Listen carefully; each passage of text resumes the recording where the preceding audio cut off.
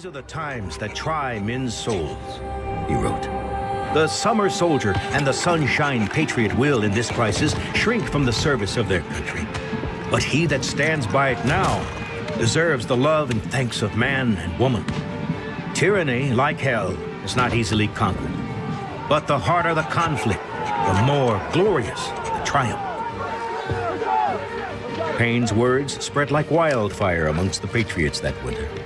His American crisis essays were read in taverns and churches, courthouses and state houses, and on the banks of the Delaware, in the tents and around the campfires of Washington's army.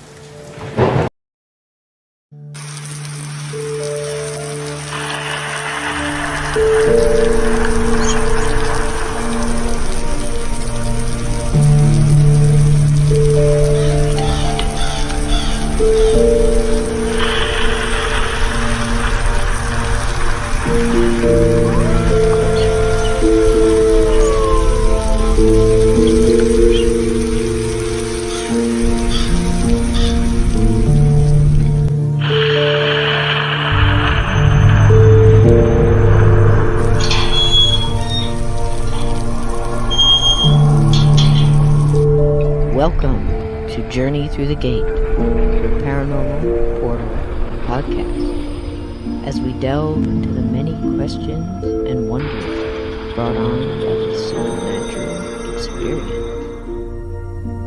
What's on the other side of the gate? Let's find out together.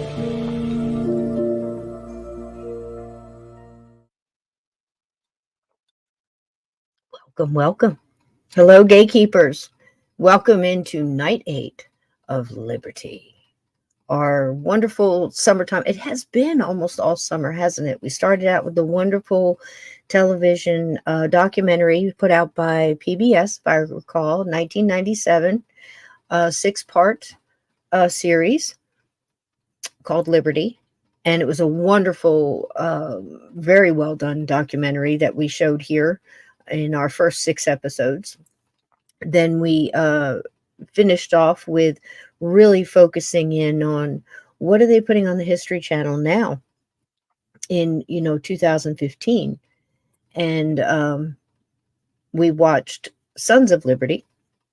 We took a lot of liberties with the characters and their ages, and they got the names, and they cut out a lot of characters that were very important to the Sons of Liberty and that whole circle and the development of a nation, and just omitted them. And then they took some other ones and mixed them together and did, literary license, on a bullet, with a bullet, So hello, everybody. Welcome in, Henry. Thank you so much, Kat, for all your wonderful help. Lynn will be with us here in a little bit. She is finishing up a radio show. And I am drinking an odd combination of winter something or other. And do you ever get down to the box of tea and you got one of each? Because I always usually do large cups, so I do 2 tea bags, or I do loose tea, whatever. And then you get these two like mismatched together. Like, why not throw them together? I did that one time with some green tea and something else. And let me tell you, woo, that was something. I don't know what that was, but so, you got a heat stroke. Mud, you got heat stroke? Oh my goodness. I hope you're getting hydrated. Stay hydrated. Ice on your head. Are you past it now, or are we like in the throes of it as we speak?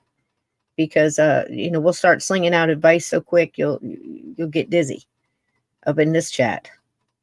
Are you okay? Are you settled? How's your core temperature? Are you back? Are you regular? Are you good?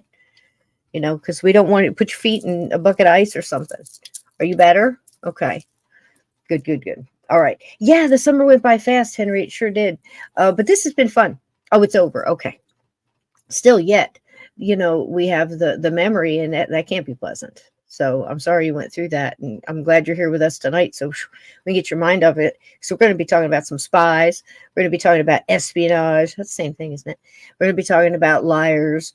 We're going to be talking about lying lies that they tell you in the history channel. I just wish the History Channel would go back to history. What the heck happened? We've been digging holes for 14 years straight. What did we find? A gnarly pop top and, a matchbox car or some crap they found? That darn hole. I'm sure it's better than that. I'm joking. Kind of. But, and then they take something terrific like, what do you call it? Shapeshifter. What's the name of that ranch? Is it, you know what I mean? And they bastardize that all over the place. Why can't they just tell the story? Just tell the story. Kids turn on, History Channel. They want to know what really happened. Here we are, my whole 60 plus years has been George Washington and the cherry tree. At what point do we start where we're just tell what happened? Because you can't learn from it and not repeat it if you don't have the facts. So that's what we're doing here, and we're having a ball doing it. I'll tell you what, the whole Liberty thing, I was actually sad to see that go. I mean, that series was so good. The actors were so good. I love the fact that they read out of the journals and out of the letters and documents and things of the actual people that were involved, whether it was a townsperson, a young 15-year-old girl when the war started in her town, and she was hearing adults talking about it and seeing actual things happening, to the young man that could not join in. Everybody in his town. He said, they'll come back with stories. they'll come back with stories, and they'll he'll be biting his nails, leaning forward, listening to the stories of all the trials and tribulations and the things they had seen. And what could he say? That he worked the field, that he brought in the, kept the cattle alive, So the reason I tell these, and the reason I, point back to the stories of, the wife that's left behind. What are you thinking? Are you thinking it's a couple weeks, a month, maybe at the most, 6 months? Can you imagine if half your family walked out your front door and said, "I'll see you in 6 months," and I have no idea where I'm going, or is it dangerous? Sure, yeah, you bet it is. The worst. Am I going to find out? No, maybe you'll hear some scuttlebutt in town when you go in to get to trade or whatever it is you do, or people coming through. Or on a broadside, when you go into town, if you can read or get somebody to read it to you. I mean, think about this. And then we take it for granted, where we say to ourselves, gosh, I haven't heard from him all day. I'll never forget being, and I promise this is all going somewhere. I had some cheeky monkey pop into one of my,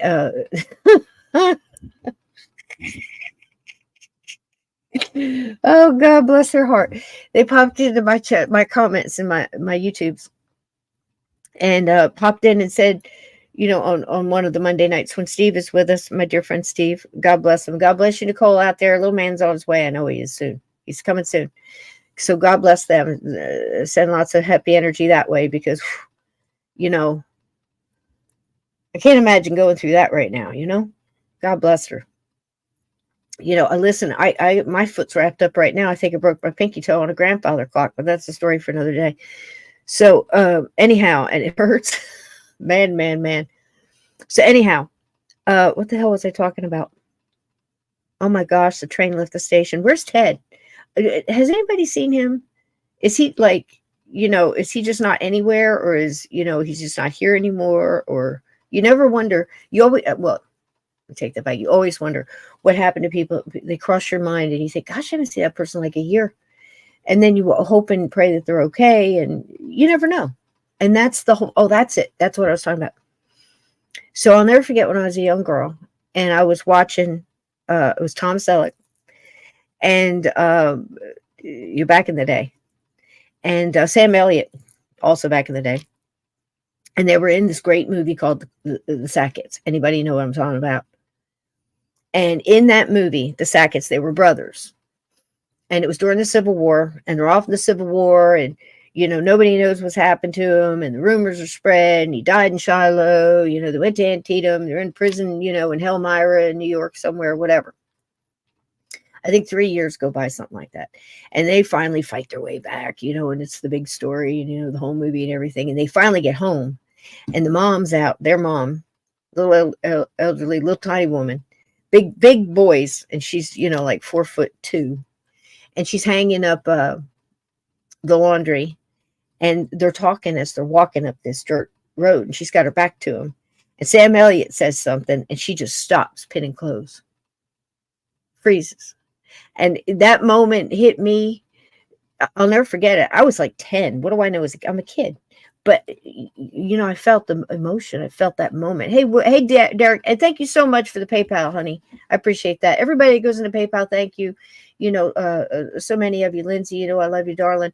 So many people have gone in there and done that. And I promise you that money went right into StreamYard so I could keep doing this, because this is fun. And I look forward to doing this all week with you guys. So thank you. When I say that, I mean it.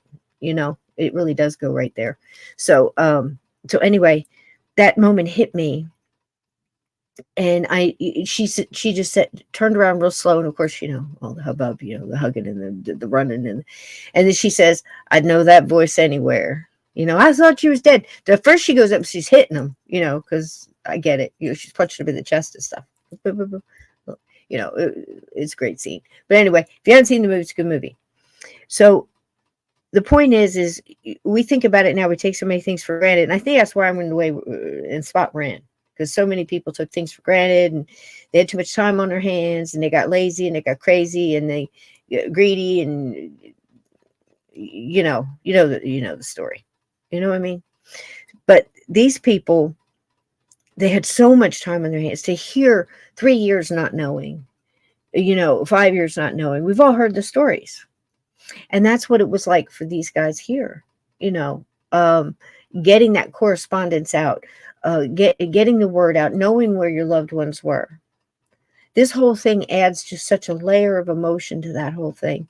And I think it's worth remembering, and I think it's worth learning from, and uh, take ideas from, strength from, to look back and to hear these stories and the strength that people had, the soldiers in Valley Forge, or drinking candle wax for dinner and breakfast because there's nothing else. To think that we treated our army like this and expected them to go up and fight us and keep the British away from taking our hearth and home, and the confounded discommunication, and it was really such a fumble, I wish I could just say, a cluster, what, but in so many ways it was. And did we look back and learn from that? Because I know so many generals did, and if you were into military intel, yes, even then, strategy and logistics, and as a military, as a soldier, but I don't think people were focusing on the human character and the human characteristics. They weren't reading the room. Do you feel what I'm saying? Everybody was in their own mindset. And I think that still happens today. And I think by looking back at history in a factual way, hey, Vixen, love to see you. It's so good you're here.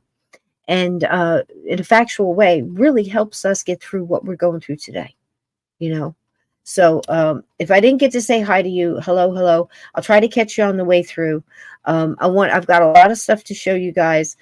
And this whole thing tonight, these last two episodes, I think we'll probably be finished up by next Sunday with at least our review. I'm trying to get some good guests in here, but I'll tell you, people are going through a lot. Families are going through a lot. Unexpected things popping up here and there, and emergencies left and right? And people have to cancel or reshift and things. And look, this is a fun thing. This is if the timing is right, absolutely, let's do it. But I understand that things are in a whirlwind, because everybody I've been studying this whole summer, and you guys been watching along with those of you that have been out there watching. And if you watch Turn, you were really in for a ride, because wow, 4 seasons to Turn. 4 seasons. I think it was 6 episodes, somewhere around in there, froze around that each season, maybe a little more. Very well done. The drama, the cinematography, the music, the acting, the portrayals, the costume, the historic, the detail in the costuming and things like that, and the surroundings was amazing. And it always vexes me to think, why are you concentrating so much on that if you're being so loose and frivolous with the facts about the people, the actual meat, heart, and soul of the story, So that kind of messes with you a little bit. But you can appreciate those things as a whole, as they presented, and separately as well, because you can still watch in the background and see all the different things that, the way they were cooking, or the way they were, riding a wheel, or how somebody was delivering something, and the horses trying to get through the muddy streets. And you have to remember that it's not all glamour. Hey, Scott, good to see you, honey. It's not all glamour. When you're wearing these long skirts and things, it's dragging in the mud. You're filthy. The reality of it. And that's what I always get to when we're watching like Vikings and stuff. And these guys, these historical dramas, and these guys are out and see, Vikings pillaging and raping and doing the things they do. Can I say that on the inner tubes? I'm going to get banned again. And probably can. That's probably okay. It's other stuff, right? It's bizarro. So anyway, they go out and they're doing all this stuff. Like 6 months out to sea, and they just jump right on their women, and everybody's, ooh, this is so wonderful. I'm like, no, they stink. Oh my God. So you have to add all of that into it. So there's very profound things that are happening during this time of Turn. Like I said, Lynn's going to be here, and we're going to talk about it. I got some other things to show you. And then we're going to watch a little thing that tells you the whole shebang so we can stop it and talk about it, and you'll get it directly from historians and you know, if YouTube lets me get away with it. But I've got all kind of stuff up here ready for you, okay? But here's the thing. During turn, the show, it starts out, I believe it says autumn is 1776. So, you know, you're a little off there. It's, you know, the Culper Spy Ring really kind of started getting going about 79. Now, being picky, you know, I don't know where that saying comes from, picayune, you know, being picky about stuff like that, it's important. I'm not that person that can sit there and tell you, okay, well, this battle didn't start at noon on a Sunday. It was at noon on a Wednesday. I could probably do that with some battles in Gettysburg and some other things at Fredericksburg and stuff like that, but not all of them. There's just no way. And I'm not a historian. I'm not a Scot, you know, any of that. So I can see if you were a military, say your thing was military intel, and you were looking at it from that end, and you were a historian in that area, that this timeline, the way they laid everything out, would just absolutely grate your nerve sideways. But if you don't know all that exact stuff, or you're willing to give it a little bit of breathing room, it's not as frustrating, and then this is my opinion, as watching, say, Sons of Liberty and knowing that there's no way in hell Samuel Adams was trip-trapping across the rooftops with, you know, the British soldiers, you know, chasing him, and he's, you know, swinging off of this and standing on his head, drinking beer and all that kind of stuff.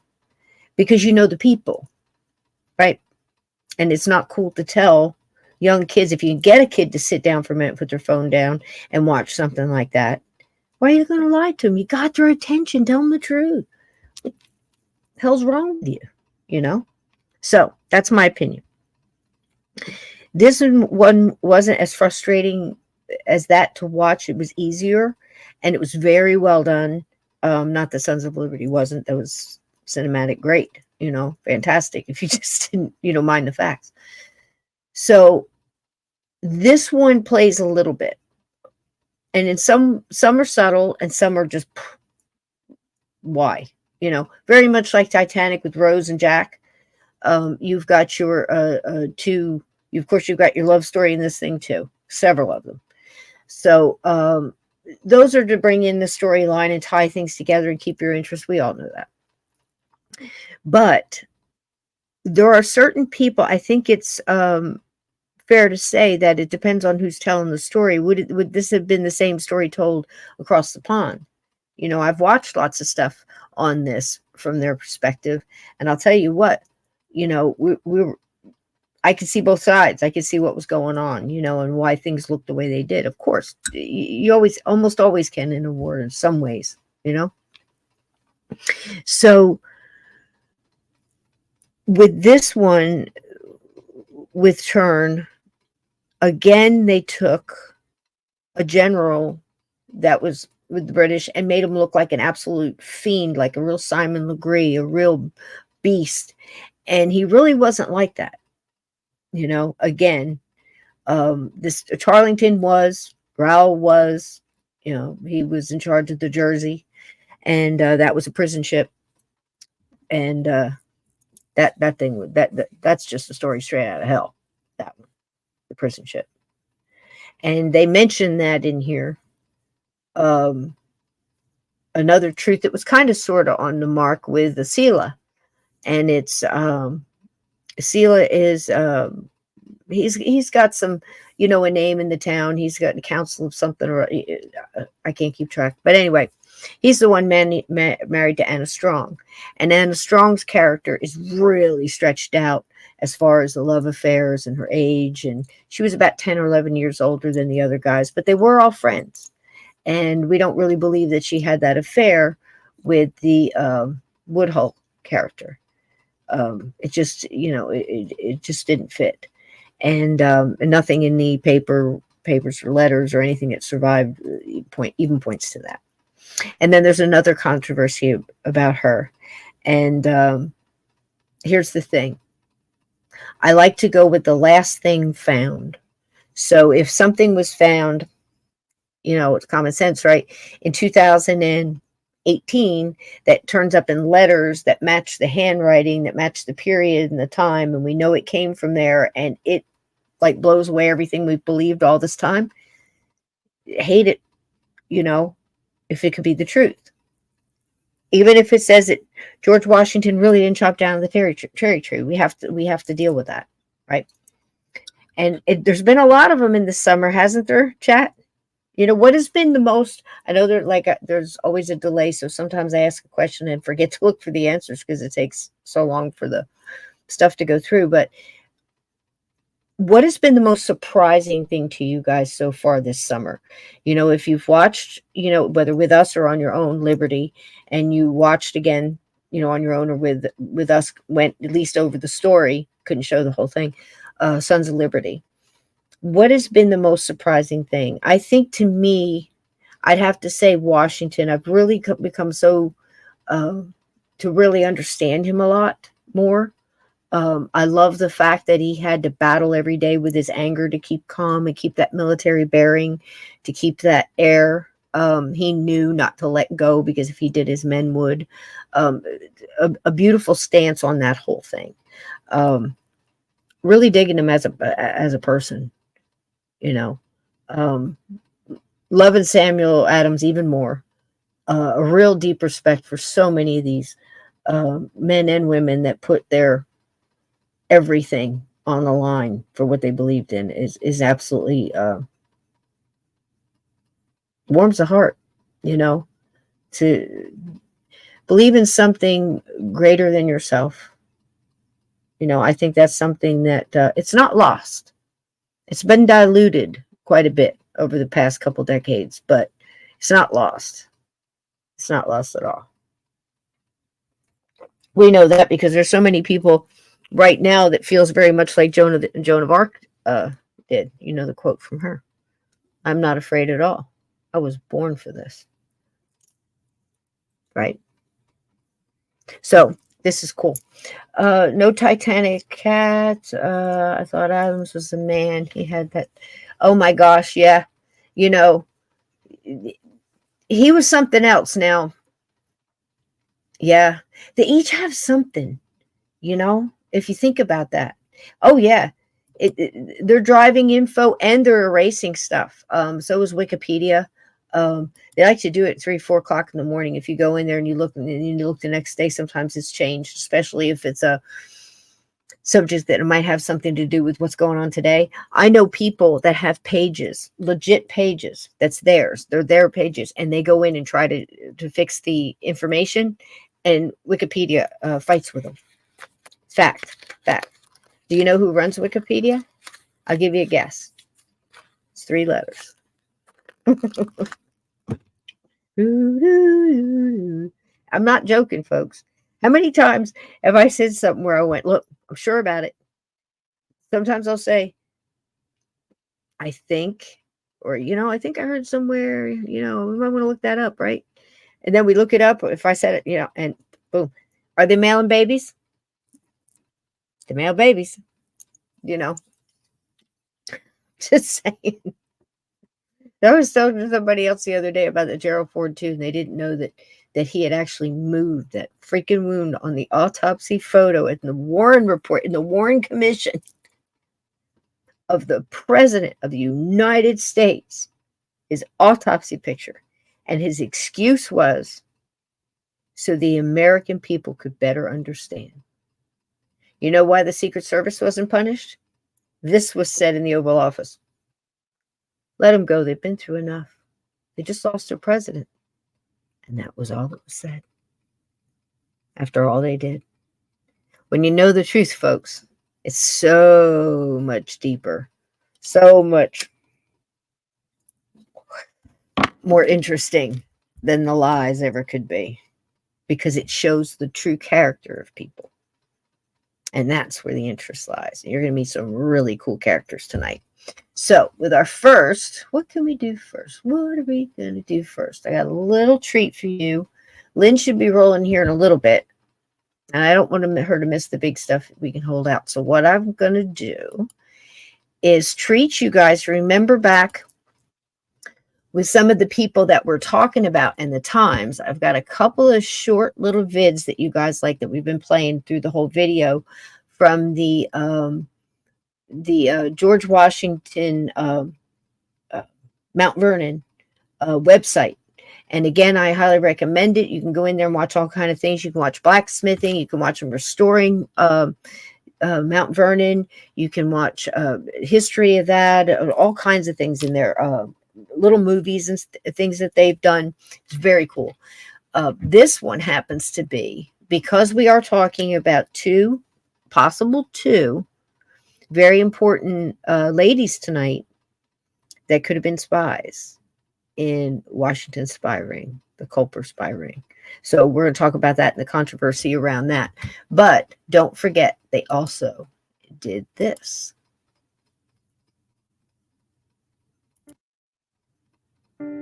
Sometimes people ask, why would a soldier's wife living in Britain, or as I was in Ireland, where my regiment was before it came into the continent, why we would want to be a camp follower rather than staying at home. But some would come for love, to follow their husband. If you're from a poor family, as many soldiers were, life with a tent, a roof over your head, and food every day is no worse and sometimes better than what you had at home. A soldier's pay was sporadic at best and never absolutely sure. And they deducted many things. And even if they received their pay, how was a soldier going to get pay back to England or to Ireland to provide for his wife? Yeah, and children. A woman would have no way to support herself if her husband was gone. She might be destitute, and so the best opportunity that she might have would be to follow her husband across the ocean and follow the army.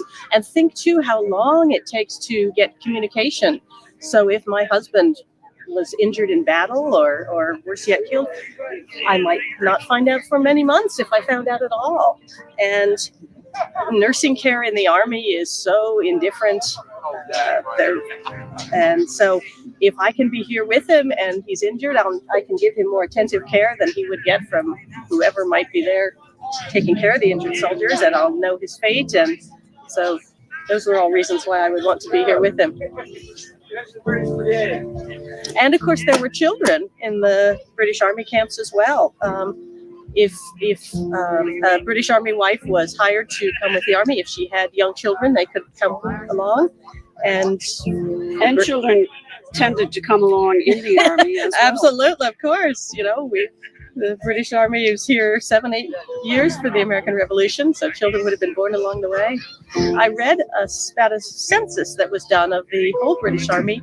I don't remember the year, perhaps 1780. And as I recall, it said there were 19,000 men in the army at that time, almost 3,000 women, and nearly 2,000 children. So that gives you a sense of the proportions. If the soldier's wife was upon the ration, in other words, if she were authorized to be in camp, her children also received a partial ration. They did, that quarter ration. Yeah. And they would probably receive some sort of education from a sergeant or another enlisted man who could read and write and teach children. Not all women were so fortunate, however.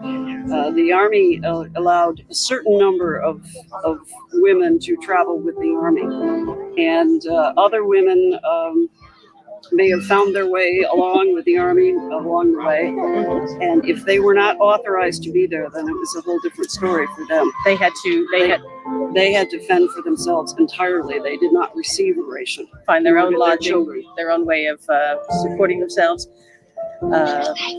Documents seem to indicate that women camp followers were very active in smuggling rum and other liquors into the camp and selling them to soldiers, because there are many orders ordering them not to, so we know they were doing it. Yes. And I'm sure there were also women on the edges of camps doing other things that women have done in armies for thousands of years, as long as there have been armies.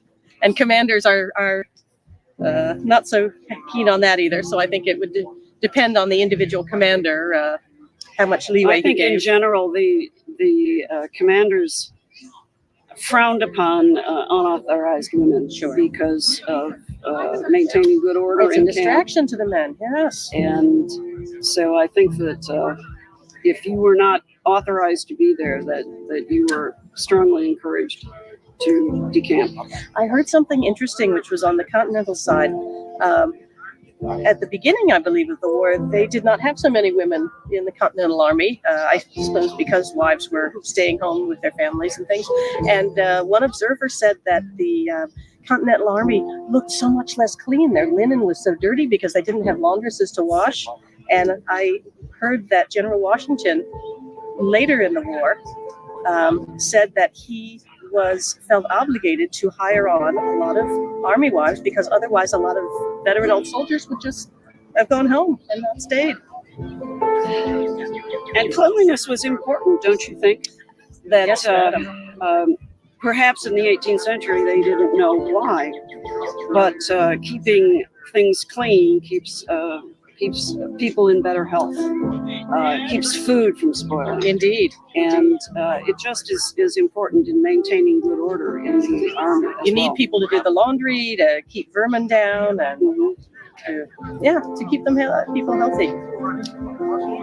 Click the subscribe button below and the bell icon to get notifications for new videos about George Washington and behind-the-scenes work at Mount Vernon.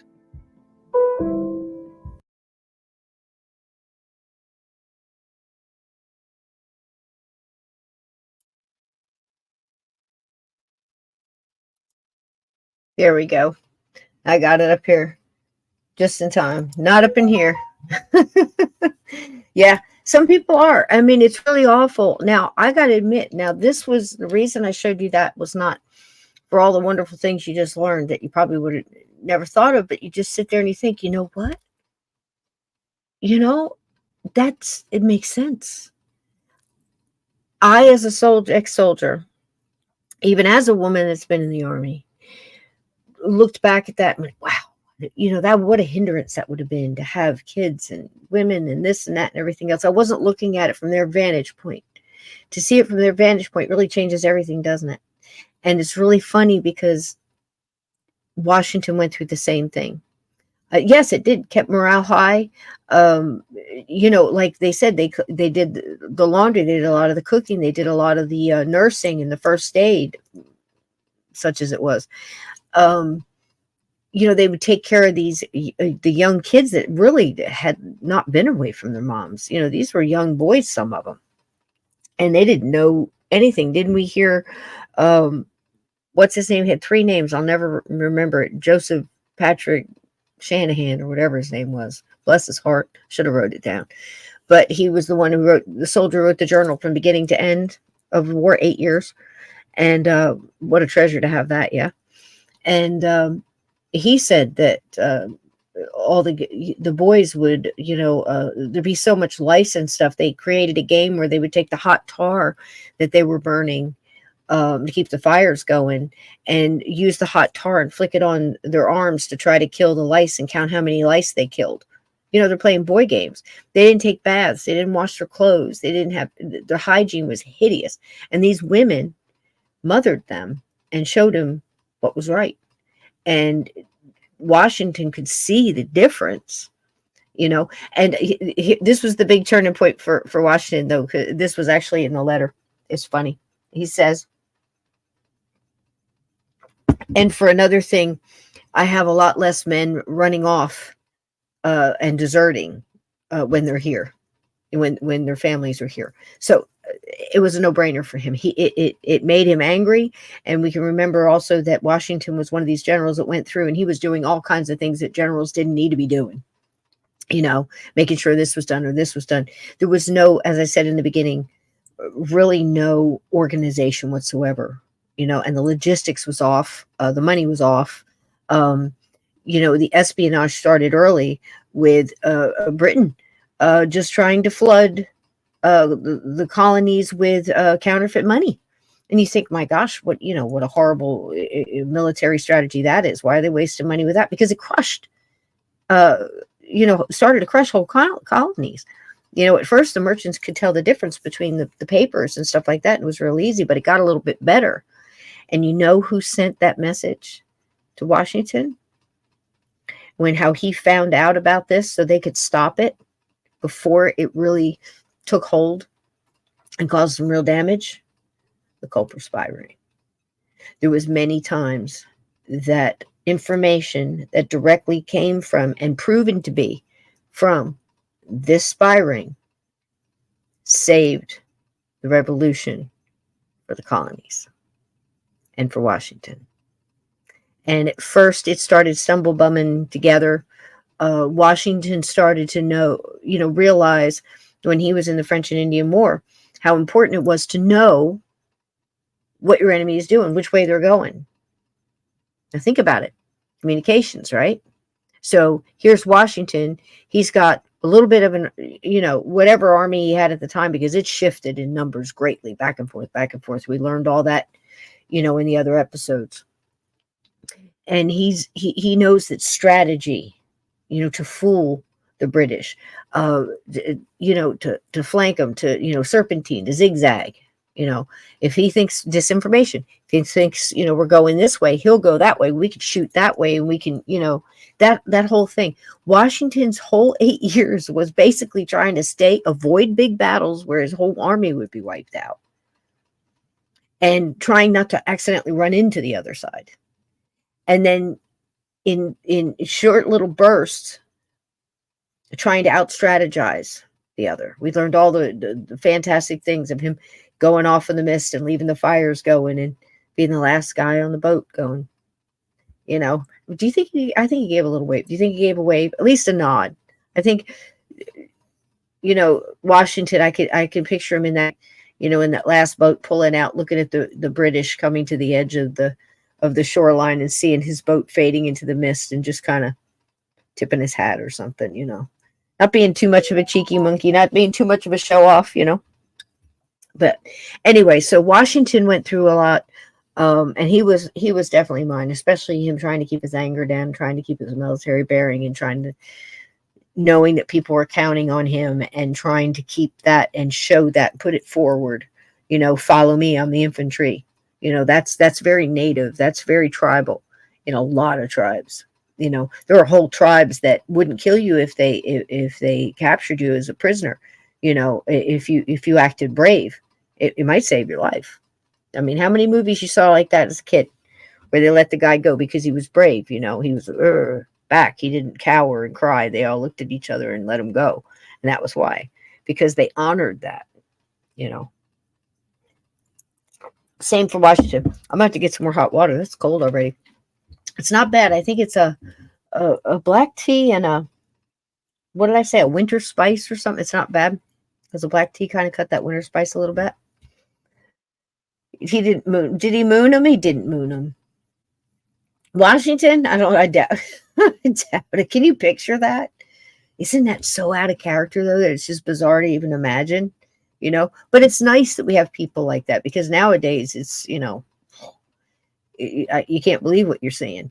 But you can actually look back at people, like when I saw Samuel Adams doing, they had him doing certain things. I'm like, it's not him. He wouldn't do it. So there's the side of the women, a little bit of the women in the camp. I think that would probably change your vantage point, getting that information right from their mouths. These are actual women who were in the Revolutionary War and followed the army camps around. So we cannot let the women be the only ones that get to speak on behalf of our armchair quarterbacking the Revolutionary War and going, why didn't they do this? They should have done, might get your mind changed. Here's another one that might change your mind.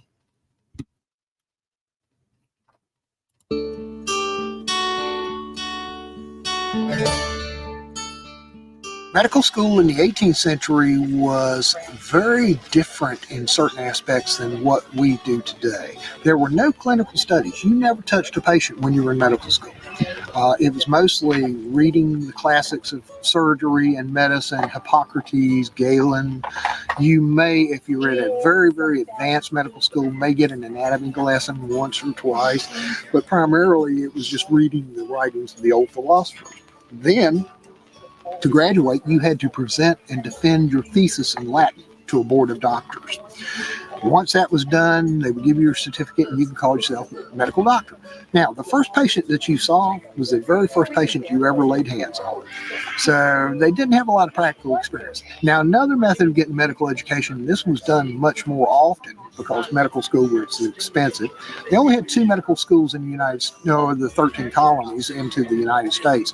That was King's College in New York, which is now Columbia University, and the Teaching Hospital of Philadelphia, which is University of Pennsylvania. The universities in Europe were much more well thought of. That was like a high school versus a community college, so to speak. Now, the other method of getting medical education was not quite so formal. It was an apprenticeship. And like everything else that they did in those days, you went and lived with a person for a certain period of time. And as long as you followed his teachings, you could practice medicine. And up until about 1920, that had the same professional cachet as a medical school degree. A doctor had to be prepared for anything. It could be something as simple as a common cold. It could be something as complicated as amoebic dysentery, any type of injuries, fractured bones, frostbite, infection, burns, cuts, just a little bit of everything. And doctors had to be prepared to be able to deal with that with their supplies that they had to handle, because it wasn't a matter of you just write a prescription for the guy and send it in the local drugstore. You had to be able to manufacture the medicines and treat the wounds as they came up. If we look at it through 21st century eyes, infection was a foreign concept. They had no idea what infection was. They saw the wounds would inflame, they would get swollen, they get red, they get full of pus. But they considered that a part of the healing process because all these wounds were done.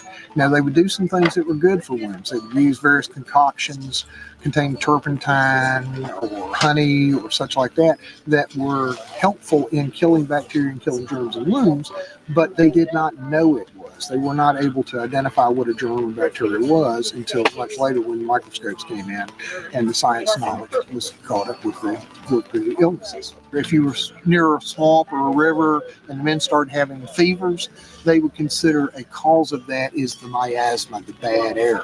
As a matter of fact, the term malaria comes from bad air from Latin.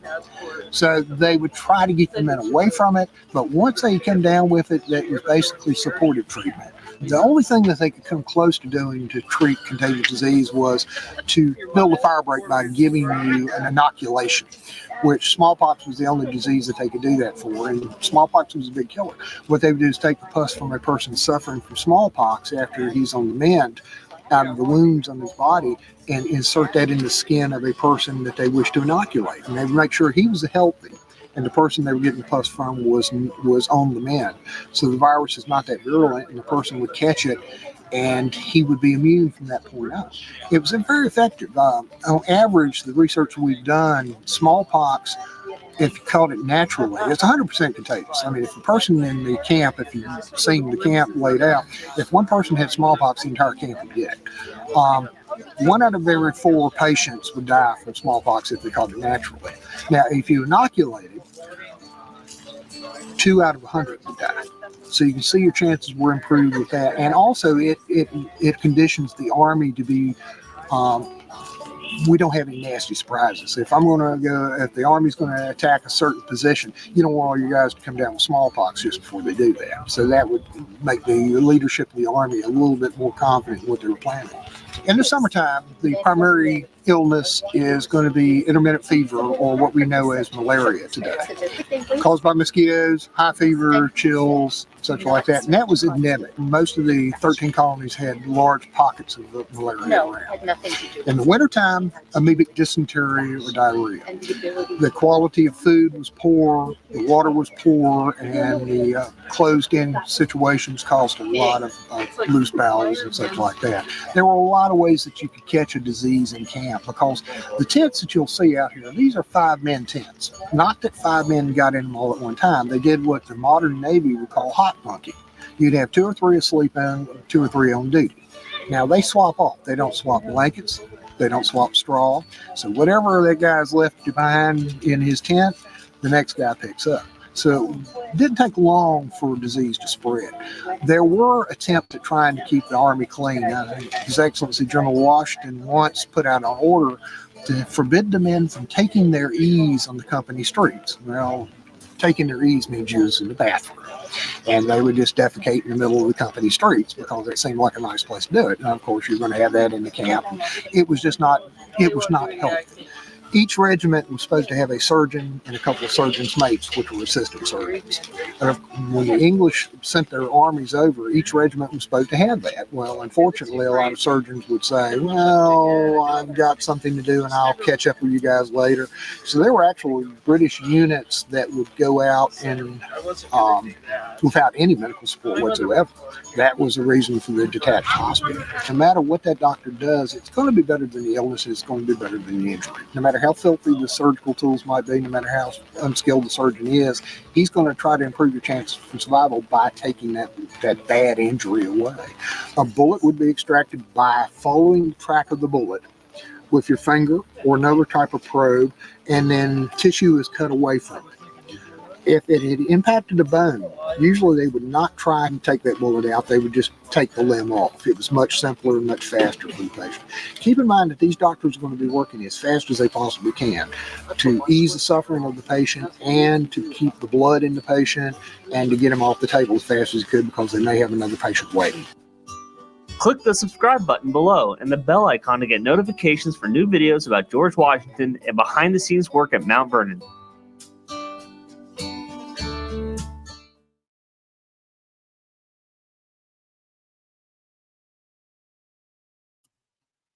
How about that? Didn't expect that, did you? So just like the women that followed the camp, followed the Army and, and camped with them and everything, this gives you another perspective, another vantage point on what it was like to be them. What was it like in a day in the life, Remember that song? It's a great song. One of the better ones from that band. And don't get me started. So anyway, to get that kind of vantage point, you're kind of easing now into what was it like to be a farmer in Setauket. We saw it. We took the drone footage. We saw a little bit of what it looked like today, right? Imagine what it looked like then. The houses were further apart.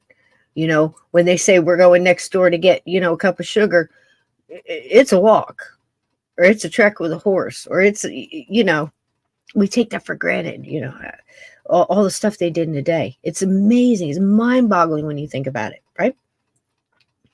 And then along comes this general who has a problem. He doesn't know what the other side is doing. And I think it's really interesting that, at Gettysburg, General Lee, he didn't have his eyes and ears, right? His cavalry's missing. They didn't show up. I can't see. I don't know where everybody is. I can't see, right? They don't have communication. There's communication breakdown. They're runners, they're messengers, whatever. Again, all takes time, right? When they say, one of these spies took a letter somewhere on their body or in their memorized or whatever.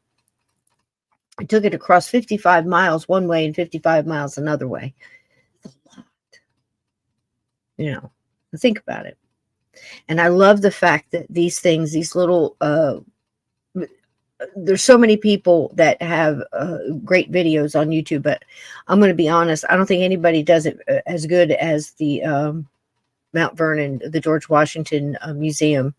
They have the living history there. You've seen multiple videos from them. Again, they have multiple things on their website. So much information, great stuff for kids.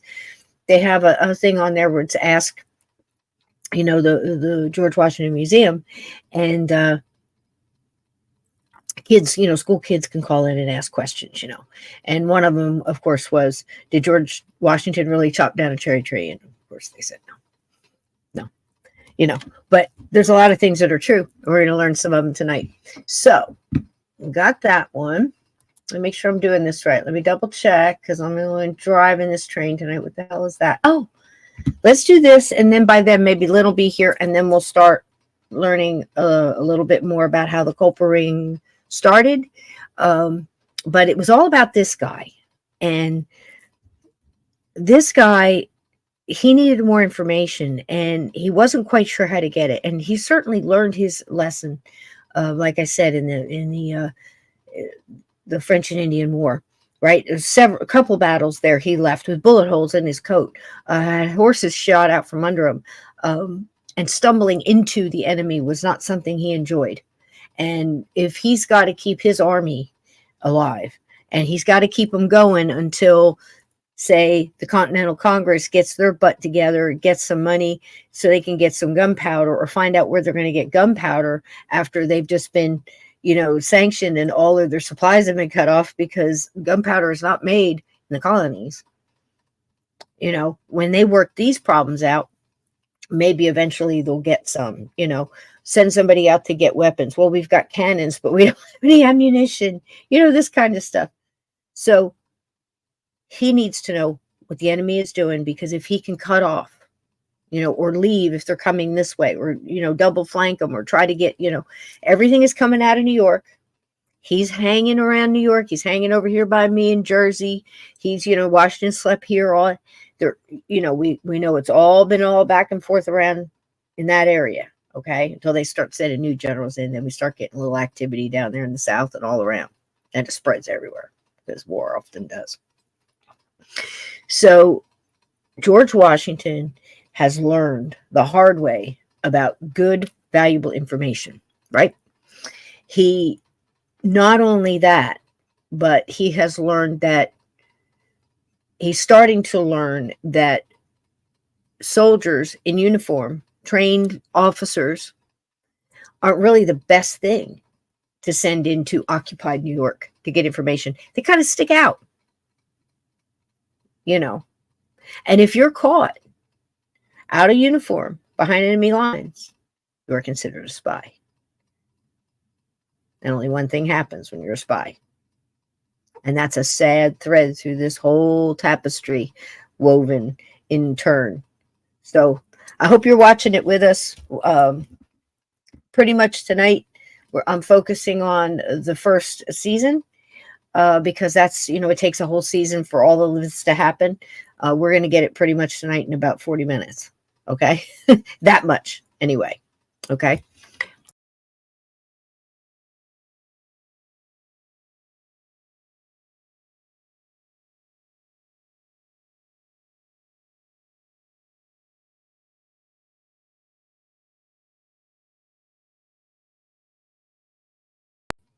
I think we're still here. Are we still here?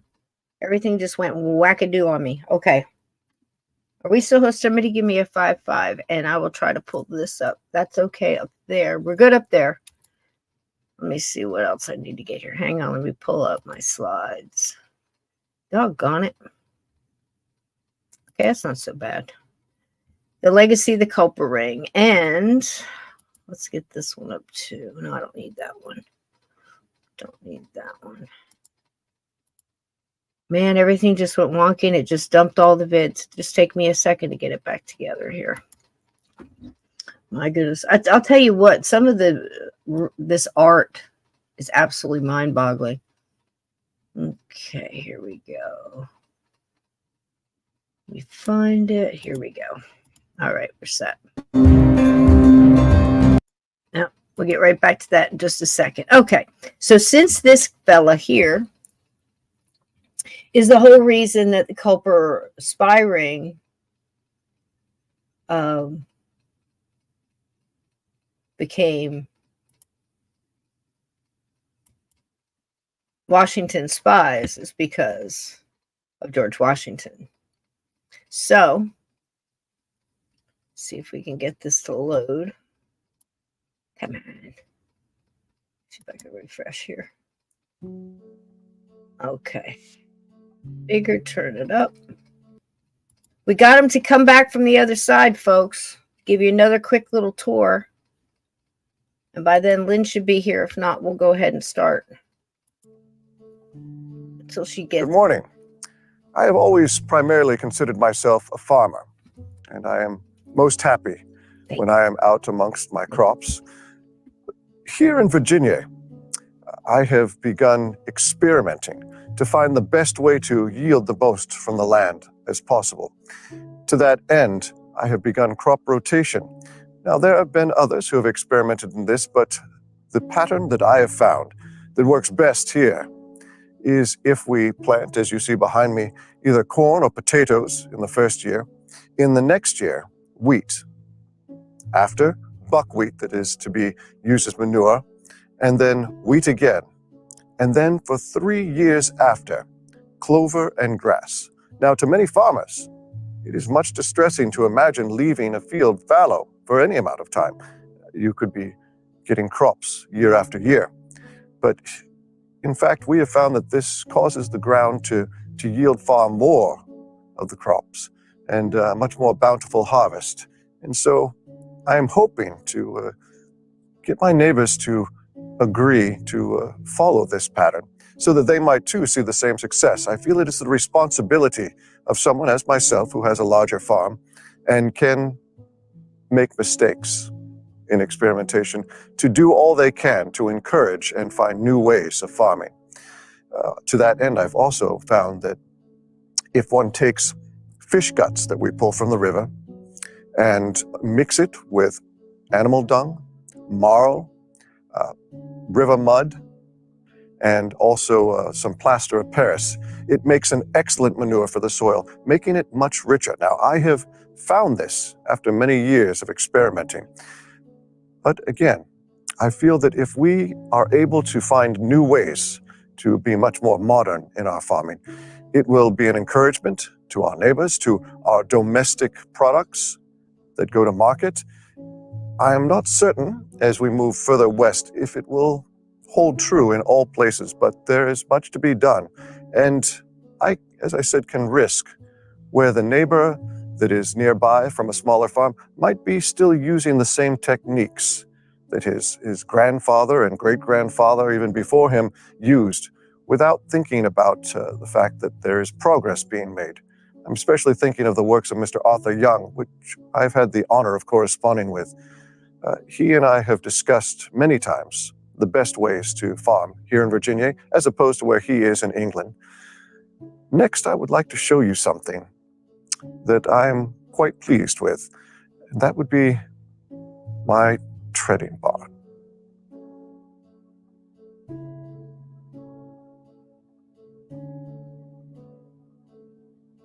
In the year 1763, I shifted my crops from planting tobacco to, well, largely farming wheat and other corn of other types.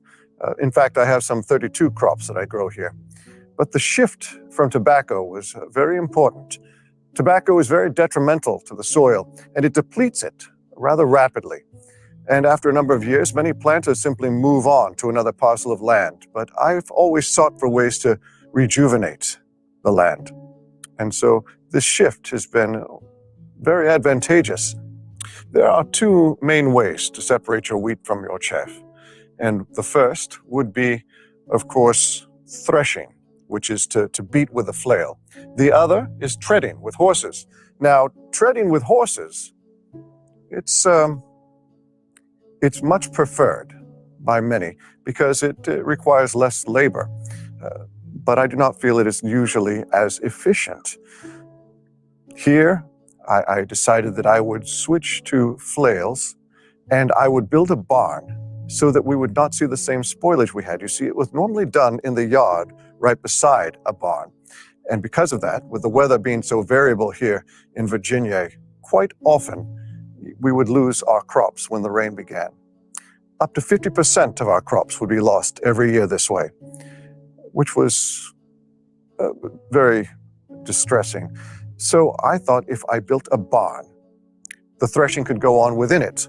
Unfortunately, it was not too long before I returned. I was at war at the time when this was all being done.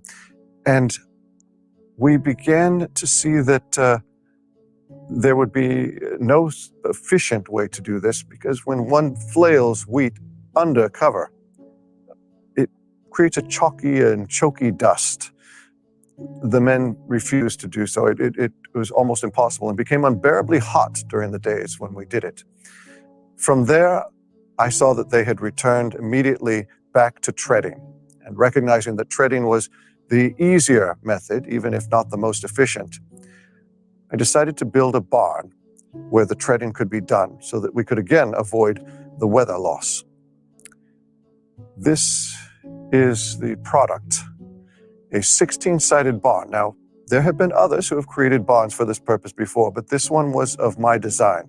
Even down to the boards, I selected the distance that would be between each board so that the wheat would fall through properly to below where it would be gathered up. And we have seen our crops increase in productivity. We now see up to 95% of our wheat actually successfully be separated. Quite an improvement.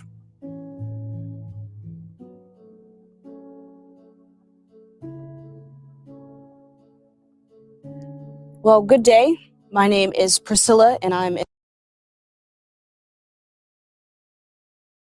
What I want to do is I want to save Priscilla, bless her heart.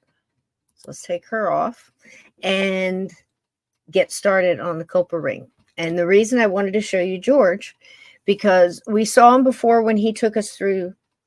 Of course, this is, not the actual George, but nor is it a ghost, because wow, wouldn't that be great?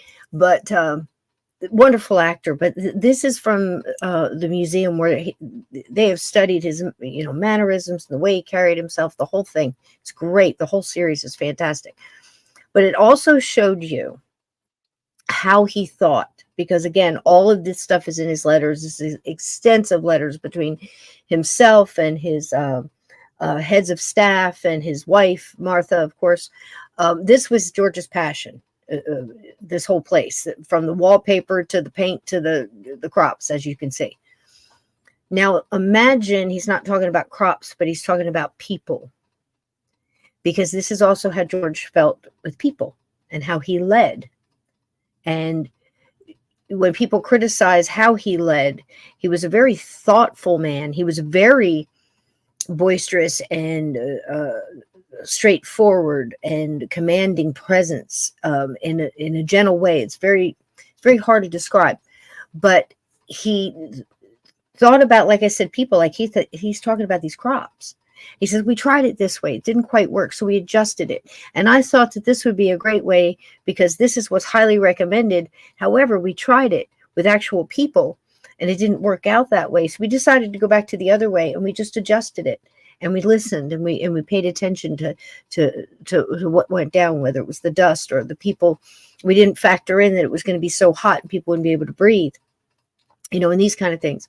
So I saw that, and that's how I thought about, wow, the Culper Spy Ring, because it just didn't start off with, hey, go out there and hire me some sharp dudes that can hide and, really good with camouflage and don't mind lying a lot. They're probably going to get shot at. They'll probably get hung, that kind of thing. This was different.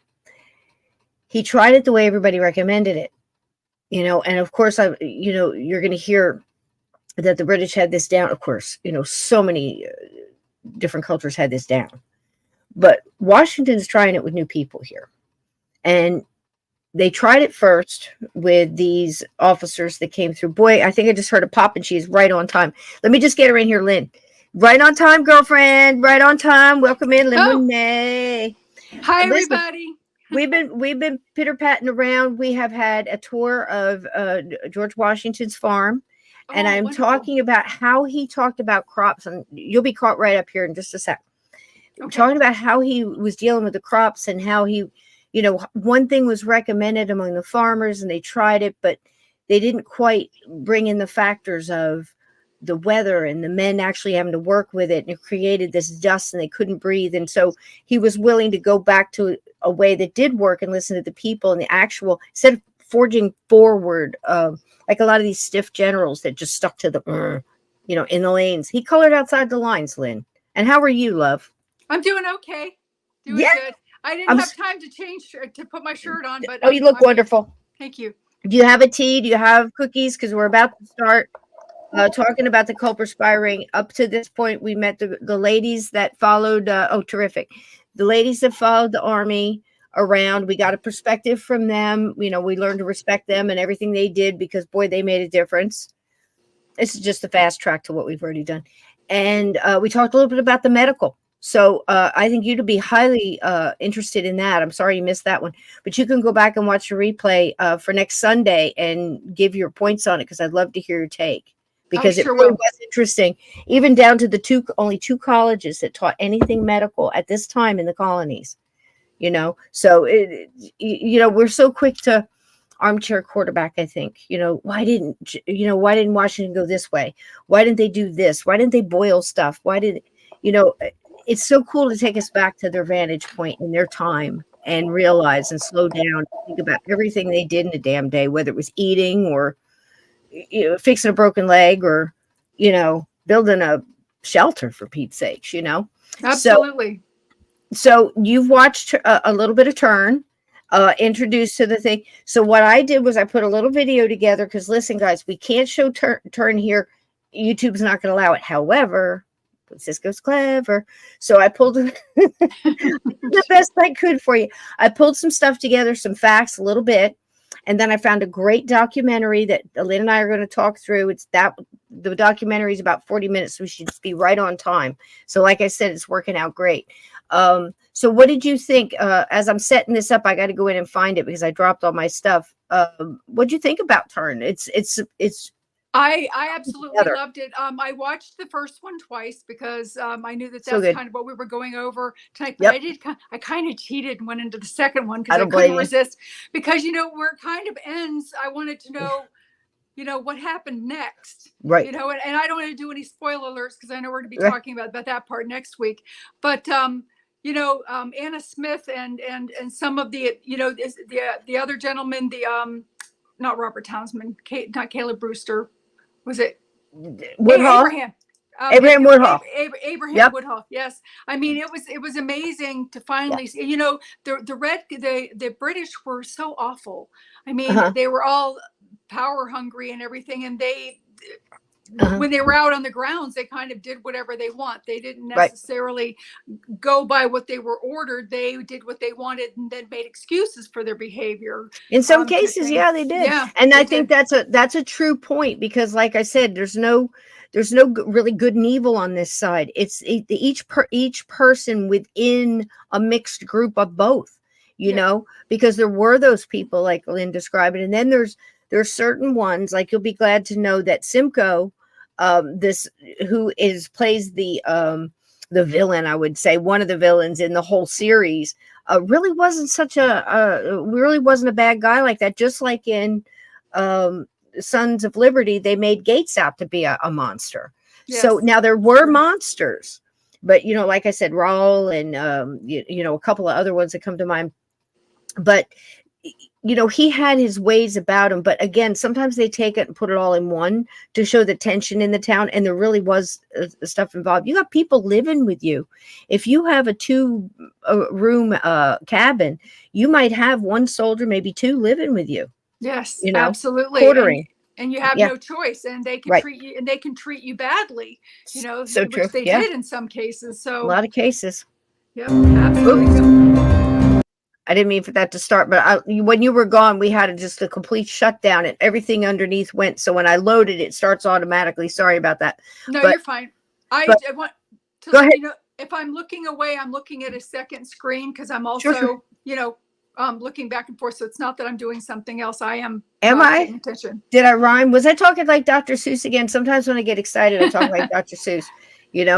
So and I don't realize it. I just start laughing and then, hell breaks loose. So, and everybody's saying hello. Scott's saying hello and everybody. We're so glad to see everybody. You. All right. So here we go. So some of the ones that Lynn's talking about, And the ones that I'm talking about, like Abraham Woodhull, we've got Talmadge is a fantastic character. And I think they really portrayed him very well in this, you know.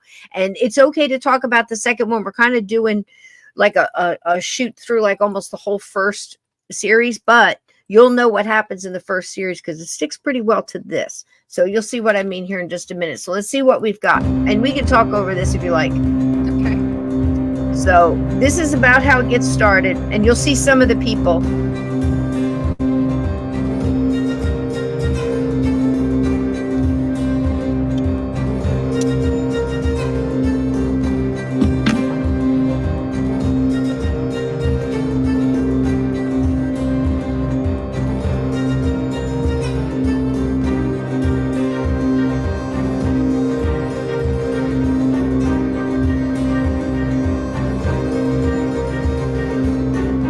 Extraordinary things done by ordinary people, just like you. Just like you.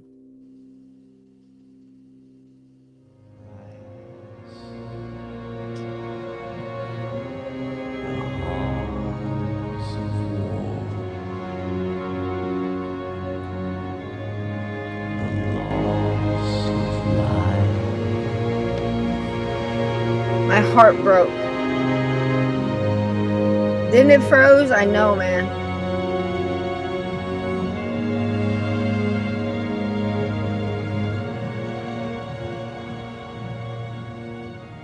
I like Andre. I really do. The real one, too. Not just the one in the show. I like the real one, too.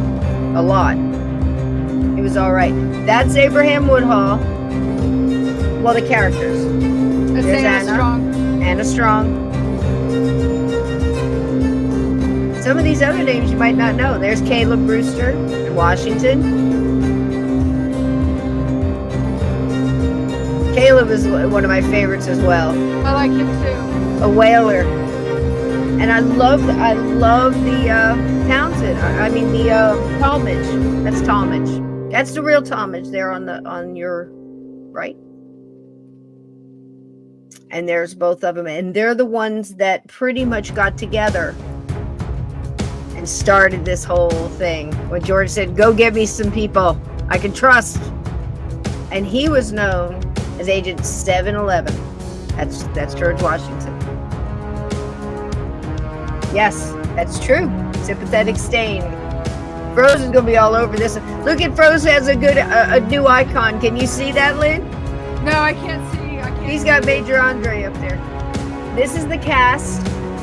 You've got your, of course, obvious, your British and your Patriots over here. And I'll be telling you a little bit of how they fudged the story. Just a little bit. Just a little. Just a wee bit. Just a wee.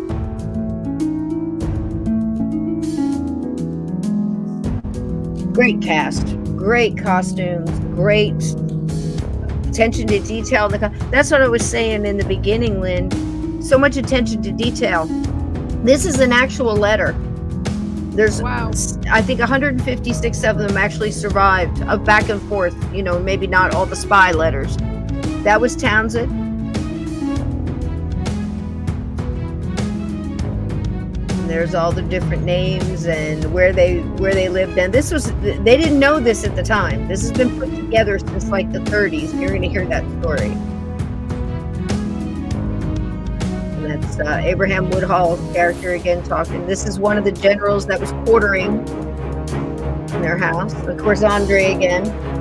I get him in there as much as possible. There is Simcoe. I didn't like him. I did not. I know he's scary. He's supposed to be. There's Brewster. Gosh, he was terrific. Very as brave in real life as he is in turn, I assure you. That character down. All that I can find in research, they played him very close. It's a wonderful series. I believe you can buy the whole thing, all 4 seasons on YouTube, of course, Amazon. Couldn't find it free for you anywhere. I know it's on Netflix and Hulu character. So there's your seasons. There's another one that looks a little like the first one there. And there's your main characters. There's Brewster, Woodhull, Anna Strong. Oyster Bay, Long Island, Fantastic. 1939. Amateur historian Morton Pennypacker uncovers a chest of old documents in a musty attic. Little Crispy, he was there in the Inside attic. it lies an unexpected answer to one of the greatest mysteries of the Revolutionary War.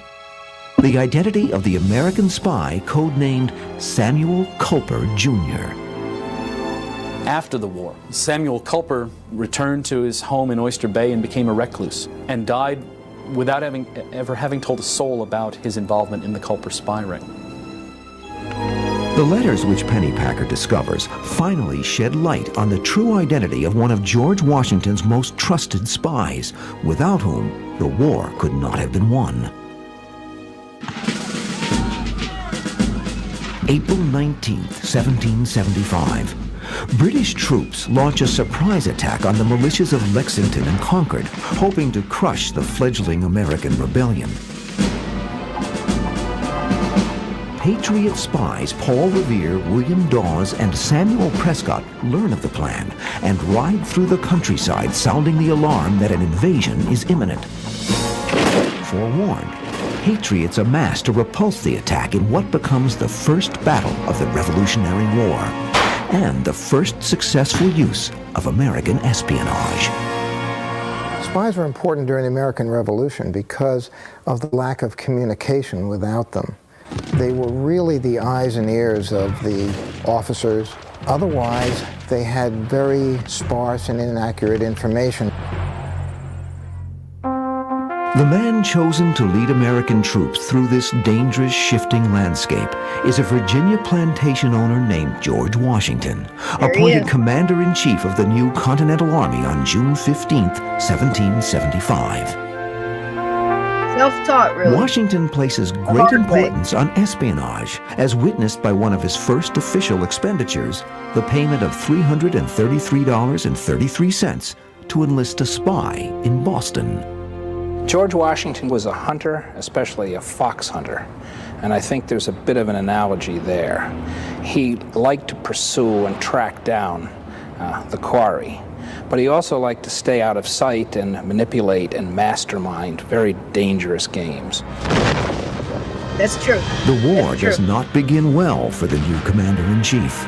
After suffering a resounding defeat at the Battle of Long Island, General Washington's army dejectedly retreats back to New York City. Concerned with his enemy's next move, Washington asks for a volunteer to infiltrate enemy lines.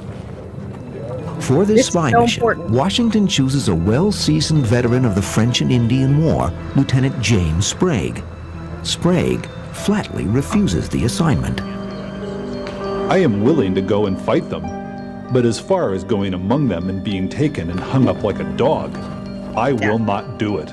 It was not honorable Spying to do it. Was not considered an honorable profession, no matter whether you were spying for the right side, so to speak, or not.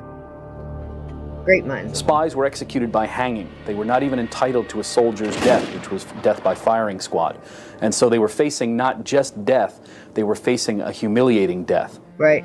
Think of the time. Despite the stigma attached to espionage, a young lieutenant named Nathan Hale bravely volunteers for the dangerous duty, emboldened by the stirring words of his friend Major Benjamin Talmadge. When I consider our country holding open her arms and demanding assistance from all who can assist her in her sore distress, I think the more extensive service would be my choice. Hale, a 21-year-old former schoolteacher, couldn't be more ill-suited for the assignment. And they just let him His go. problem No training. was that he had relatives who were on the British side, and also he had been seen riding with other American officers as they abandoned New York. This poor kid. And no one knew how to train spies that early in the Revolution. So they sent him in with no cover identity, no code name. Nothing. They didn't tell him you never carry any incriminating papers. Captain William Hull attempts to talk Hale out of the mission, pointing out that he is too frank and open for deceit and disguise.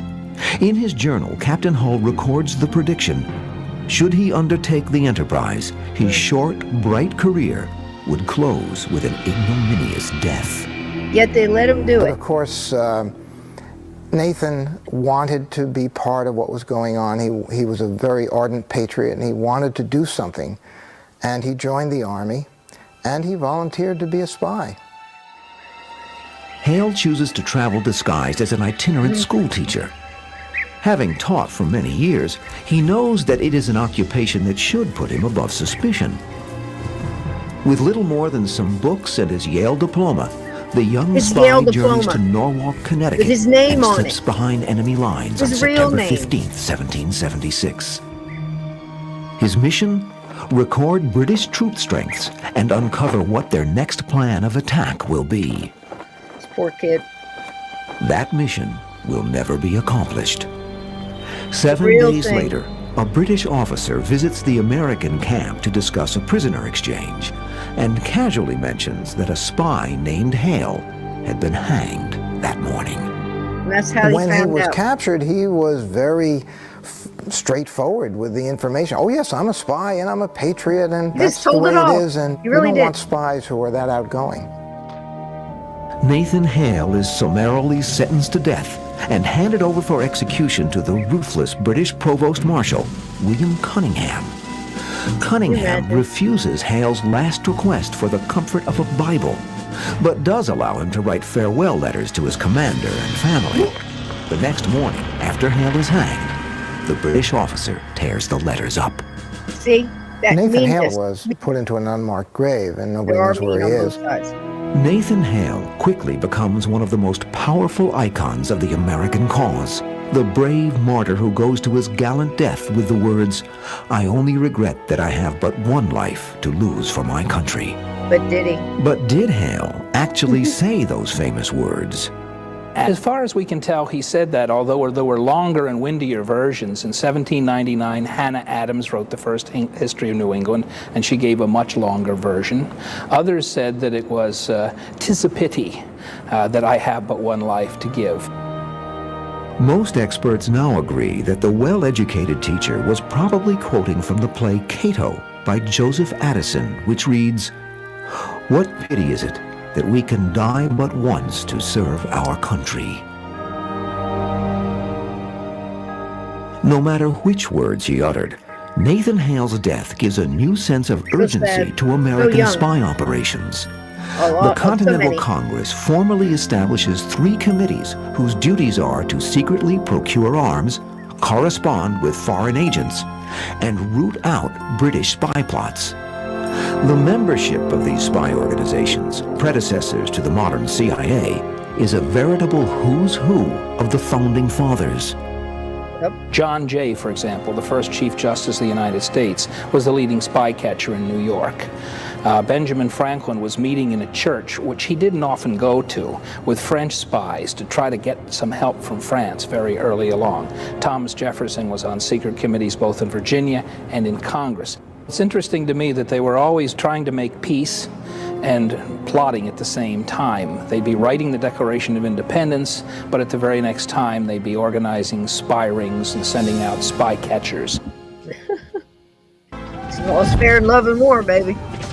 Outnumbered and outgunned on the field of battle, General George Washington employs every trick in the book to protect and maintain his meager army. Thank God, wouldn't you? He had to preserve an army intact.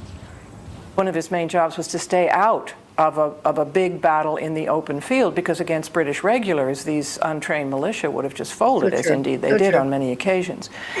So that his job was to really know what the enemy was doing, so that he could not only give battle but avoid battle. It's something to remember. Washington discovers that misdirection can be a powerful weapon in protecting his army.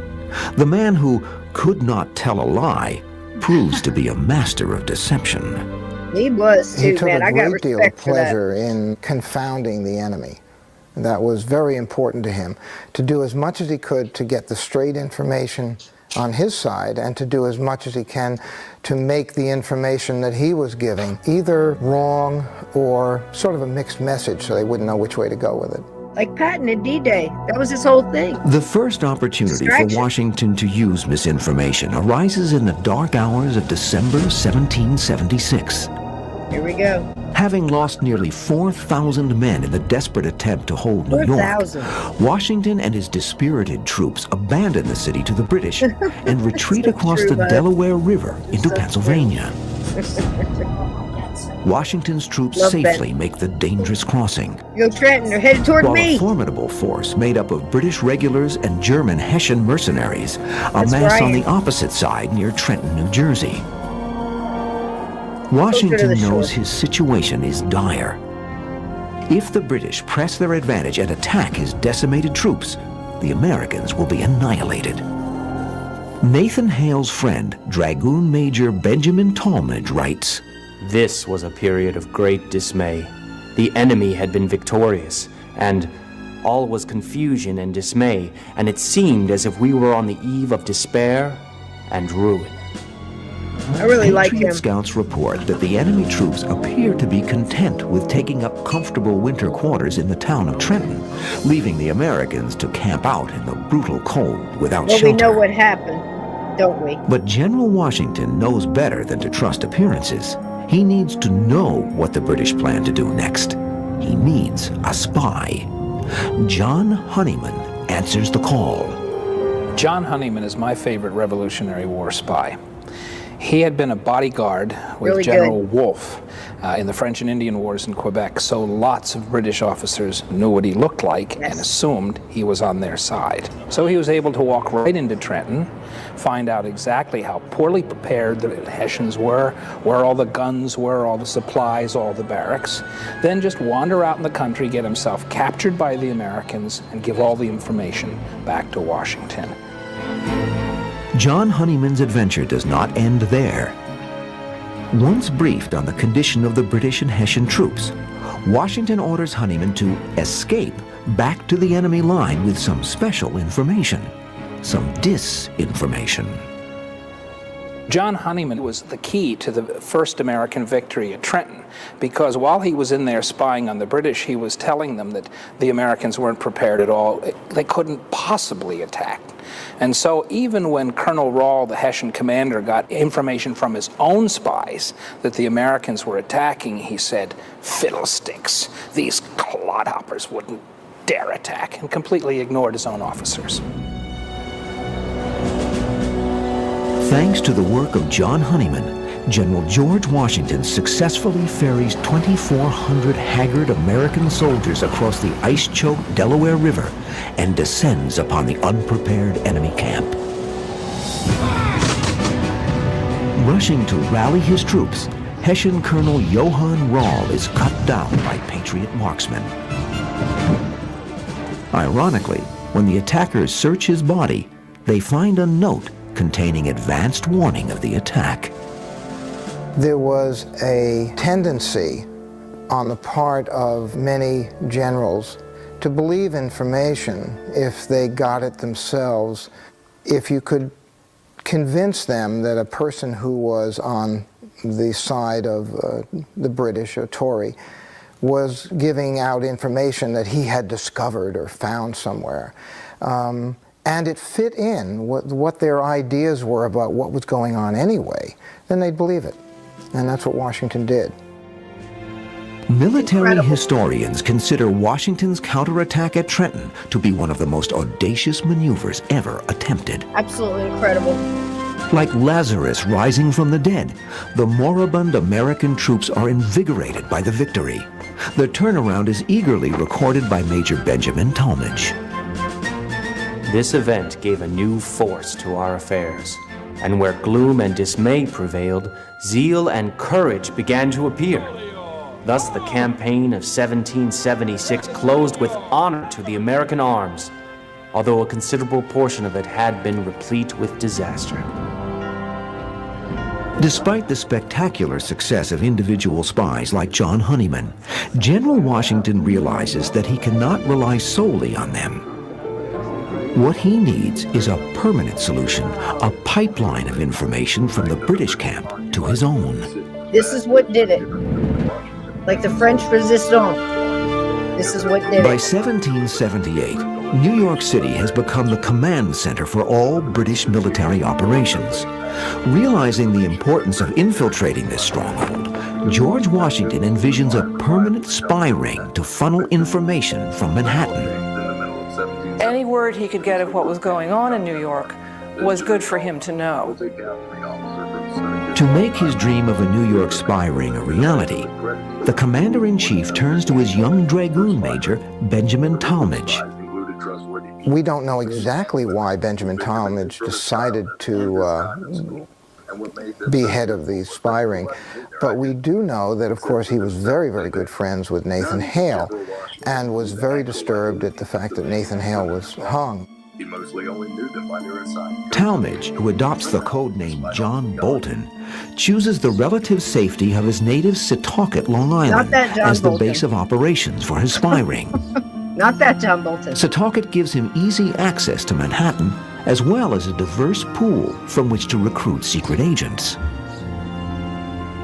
Major Benjamin Talmadge chose people around him to be part of the spy ring who were just ordinary farmers, shopkeepers, whatever wouldn't raise suspicion.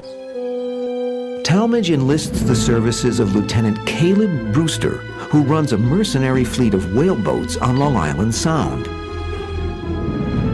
Brewster ferries secret messages between Washington's camp in Connecticut and a man in Setauket known only as Samuel Culper. A local woman named Anna Smith Strong coordinates Brewster's comings and goings through secret signals hung on her laundry line. See, They would that's hang true out a in black turn. petticoat saying This that part is the true. whaleboat was in. In other words, the boat that was going to carry the information Yep, the across Long black Island Sound had petticoat. arrived, and then they would hang out beside it I handkerchiefs, believe which would it. indicate which of the coves and inlets in Setauket Harbor, which ones would be used to take the information across to Connecticut.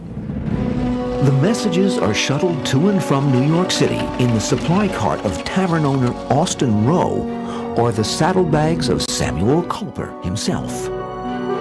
Later, when Samuel Culper, who was kind of a nervous man, he got the impression that things were too dangerous for him to be in New York.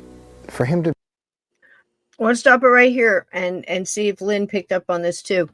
In turn, it opens as, and true to form, it opens that he is a cabbage farmer, and he's having a lot of problems because he's getting maggots in the, in the cabbage, which I never knew could happen. So I learned something there. I never thought about that, It's flies and all. You wouldn't think it was something with meat, But anyway, it opens there, and he's got a small baby there. That's his son, supposedly Thomas, named after his brother who died. And his brother, this is his brother's, I think it's his kid, but it was his brother's wife. And his brother went off and supposedly died in, I think that part is real, where his brother did die. He was told that his brother had been stabbed in battle, sent to prison ship. I don't know if it was the Jersey or not. It could be, but there was a few prison ships in that area at the time. Vixen backed me up on that. Froze. I think there was 4, if you can imagine, ships filled with prisoners in the hull. It's hideous, horrible stories. I don't even know if I want to tell it. I'm still wondering if we want to add that in toward the end of this whole episode. I think I might, but it is absolutely the most disgusting story you've ever heard, and we've heard some things. You know what I mean? Yes. Yeah. Very bad Terrible situation. Terrible. And they do bring it up in turn because Selah, who is Anna Strong's husband in real life, owned that little tavern store, whatever. And he had some kind of council head in the colony there. I can't remember what in the Setauket. But he gets, he runs afoul of the local British there that are occupying the area. And he winds up, I can't remember what it was. He owed money, or he got in debt. He got in debt with the wrong one. Something happened. Got into fisticuffs anyway in his bar, and that's also showed kind of sort of right to correct. And he gets sent off to the, first he's in the what do you call the thing where you got your hands and your head in the not the stocks? Yeah, stocks. Something like that. Yeah. In the middle of the, where they throw tomatoes at you and you're in the thing. So he's in that thing, and Woodhull comes and talks to him, and they talk about how he's getting sent to the Jersey, and my stomach just turned, and he did wind up in the Jersey. And if you went in the Jersey, you probably aren't coming off. I mean, I think they said at one point in time, more people died on just the Jersey than in the entire battle during the Revolutionary War or something along those lines. I'll have to look up that statistic because I want to be sure, because it sounds unbelievable, but I think it's correct. So anyhow, this was true, but Woodhull was not married when this happened in real life. So there's one right out the gate. And he's not. Is that you? I'm sorry, I bumped. No, it's something. okay.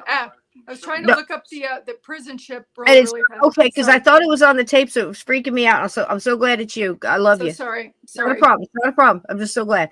So anyway, this guy Woodhull was not married. Okay, he got married after the war, so he's a single dude. He's a single cabbage farmer. He lives with his elderly parents, his mom and his dad. His dad is portrayed as a real, full-on Tory, and there's really no proof that he was one way or the other there. It was kind of like in actual history, they were just trying to survive, so you were nice to who you needed to be nice to, and you were, but he didn't have any problem with Woodhull being involved in the militia there either. So that kind of tells you they were leaning this way. So in the drama, they have him being a full-on Tory because it created more drama in the household, but he was not married to his brother. His brother did die. And he was told that he suffered greatly and that they just let him bleed to death, no medical attention. And it is said that this is how he was convinced to take on this very, very dangerous job within his town, because he was also a very nervousy, kind of sickly kind of guy. He's portrayed as a totally different dude in Turn. But I think throughout this, I would beg to say that by the end of it, he had changed in character and become very strong, very brave.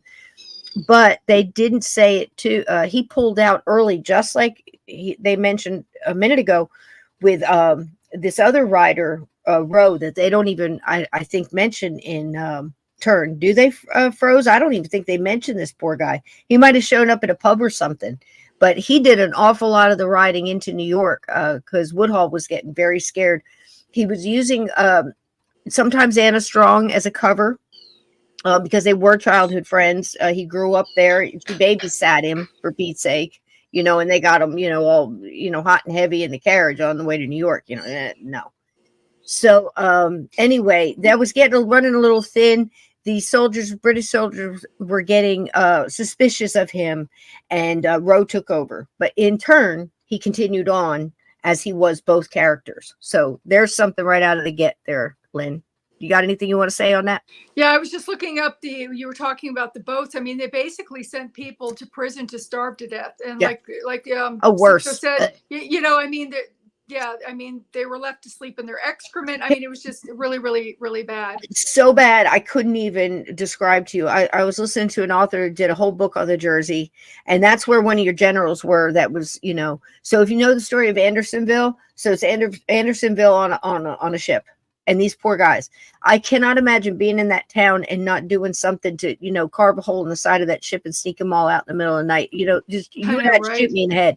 You'd have to shoot me in the head. Because you wouldn't have been able to stop me if I'd known people were in there suffering like that on either side, Kidding. I hear kids. Be in New York when he was really a farmer on Long Island. It's okay. Was stretching credibility a bit. So he discovered another man who could serve as a gatherer of information in New York City. And so he changed his name to Samuel Culper Sr., and the new man became Samuel Culper Jr. Culper Jr.'s identity is one of the best-kept secrets of the American Revolution.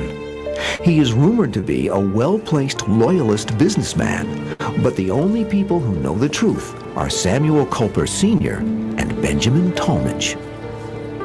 As far as we can tell in the writings of Washington and the letters and correspondence that went back and forth, he never did know the identity of Samuel Culper Jr. That was kept secret even to Washington. The Culper gang uses numerous tricks to disguise their correspondence, Have a good night, Mud. including a newly created Trusty. invisible ink. Here we go, the It was a sympathetic very stain sophisticated one, much more so than what had been used previously. by John A Jay's message would be brother. written on a sheet of paper, and it would essentially vanish into the paper. And unless you had the reagent, unless you had the second part of the stain to brush on, you couldn't reveal the message. That is so cool. To make their correspondence. Is that not wonderful? Did it blow you away, John Jay's brother? Yes. So- talk about it. Go ahead. Right? Sorry. Yes. No, go ahead. I was just wondering if everybody, because I think everybody recognizes the name, but I don't know if everybody knows who he is. He was involved in so much of this and so forgotten in so many different things. I'm so glad he was brought up here. He was in the First and Second Continental Congress, real good, just again, a great voice on the floor. He went on, he did not sign, however, if you're ever on Jeopardy, he did not sign the Declaration of Independence. He was there and fought for it hard. Like I said, in both First and Second Continental Congress in Pennsylvania, and fled with them when they moved, because every time the British got close, they just moved. It's like there was no really capital. So the British were scratching their heads going, every time we think we're taking, you couldn't attack Richmond. You got Richmond and Virginia. That was it, in the Civil War. That was it, for the Confederates. But the British couldn't find our capital because we didn't have one. Oh my gosh. I just think that's so funny. I'm sorry. But it was really vexing the generals on the British side. They were just like, we don't get it. We get, and I love the ones where like in Liberty, when they were talking about the generals going, they won't fight us. They keep hiding behind trees. It's like they're playing hide and go seek with us. They won't stop and fight. And it's like, of course they won't stop and fight. You'll absolutely slaughter them. They're outnumbered, 20-1 in some of these cases. That's true. And George Washington just keeps moving them around, playing, it's not funny, but it is, it depends on how you, it is. it depends on how you look at it. And you look at history, because listen, Very you got to clever. look at it this way, because your own life can be a calamity as well. And then you just find out you're sitting on your butt laughing in your kitchen going, I don't know what the hell to do, but if I just sit here for a minute and try to sort this, maybe it'll all just fall into place, And look, this has happened to some of the greatest people in history. So chill, you'll get through it, right? Just ride it out, just hang on, strap yourself in. But this is wonderful with the sympathetic stain and the reagent. Listen, also, this is great. There's a lot of letters, and a lot of letters are coming up, and you can go see them in certain museums. They're kind of spread out a little bit. Most of them are at the Long Island Museum of History, whatever. Anyway, there's a lot of stuff out there. In one of the letters, Townsend is writing, and I forget who he's writing to, because there was other people that they don't tell you about in turn as well, not just Roe, but there's a slave named Cato that did quite a bit. I think portrayed in turn as a female slave and her young son. They kind of combined that, and I believe in turn they also call her 355, because nobody knows who 355 is. I'm going to tell you straight up. There's one line. It says 355, a lady. That's in this code. Okay. Everything was given a number, and that's all it says. And based on that, they made this whole thing. We don't know. Scholars don't know. But in turn, they took it and ran with it. So there's something else you can take to the bank. Are you that far in it yet? I don't think you've got to 355 in the but you will. You'll get there. You'll get there. You'll get there. This is such a long series that to get through it in a short time, you guys are just going to have to, binge it if you're watching. If you're rewatching some of it, we're going to jump, like I said, in the series, because we already kind of know the story. We just need to get the, what did they do within it? We're by this time, almost the end of summer, we're pretty much Revolutionary War scholars at this point, right? Absolutely. There's got to be like a three-corner hat at the end of this or something, a horse, something, That's right. Freedom. I'll take that. Correspondence is even more secure. Talmadge devises a simple replacement code with numbers representing names and other common words. They're very simple in comparison to today's complicated code messages, especially with the computer. But they were sufficient for what was going on during the Revolutionary War. The effort quickly pays off as coded letters from the Culper spies begin arriving regularly in General Washington's camp. the commander-in-chief finally has the information pipeline he longed for.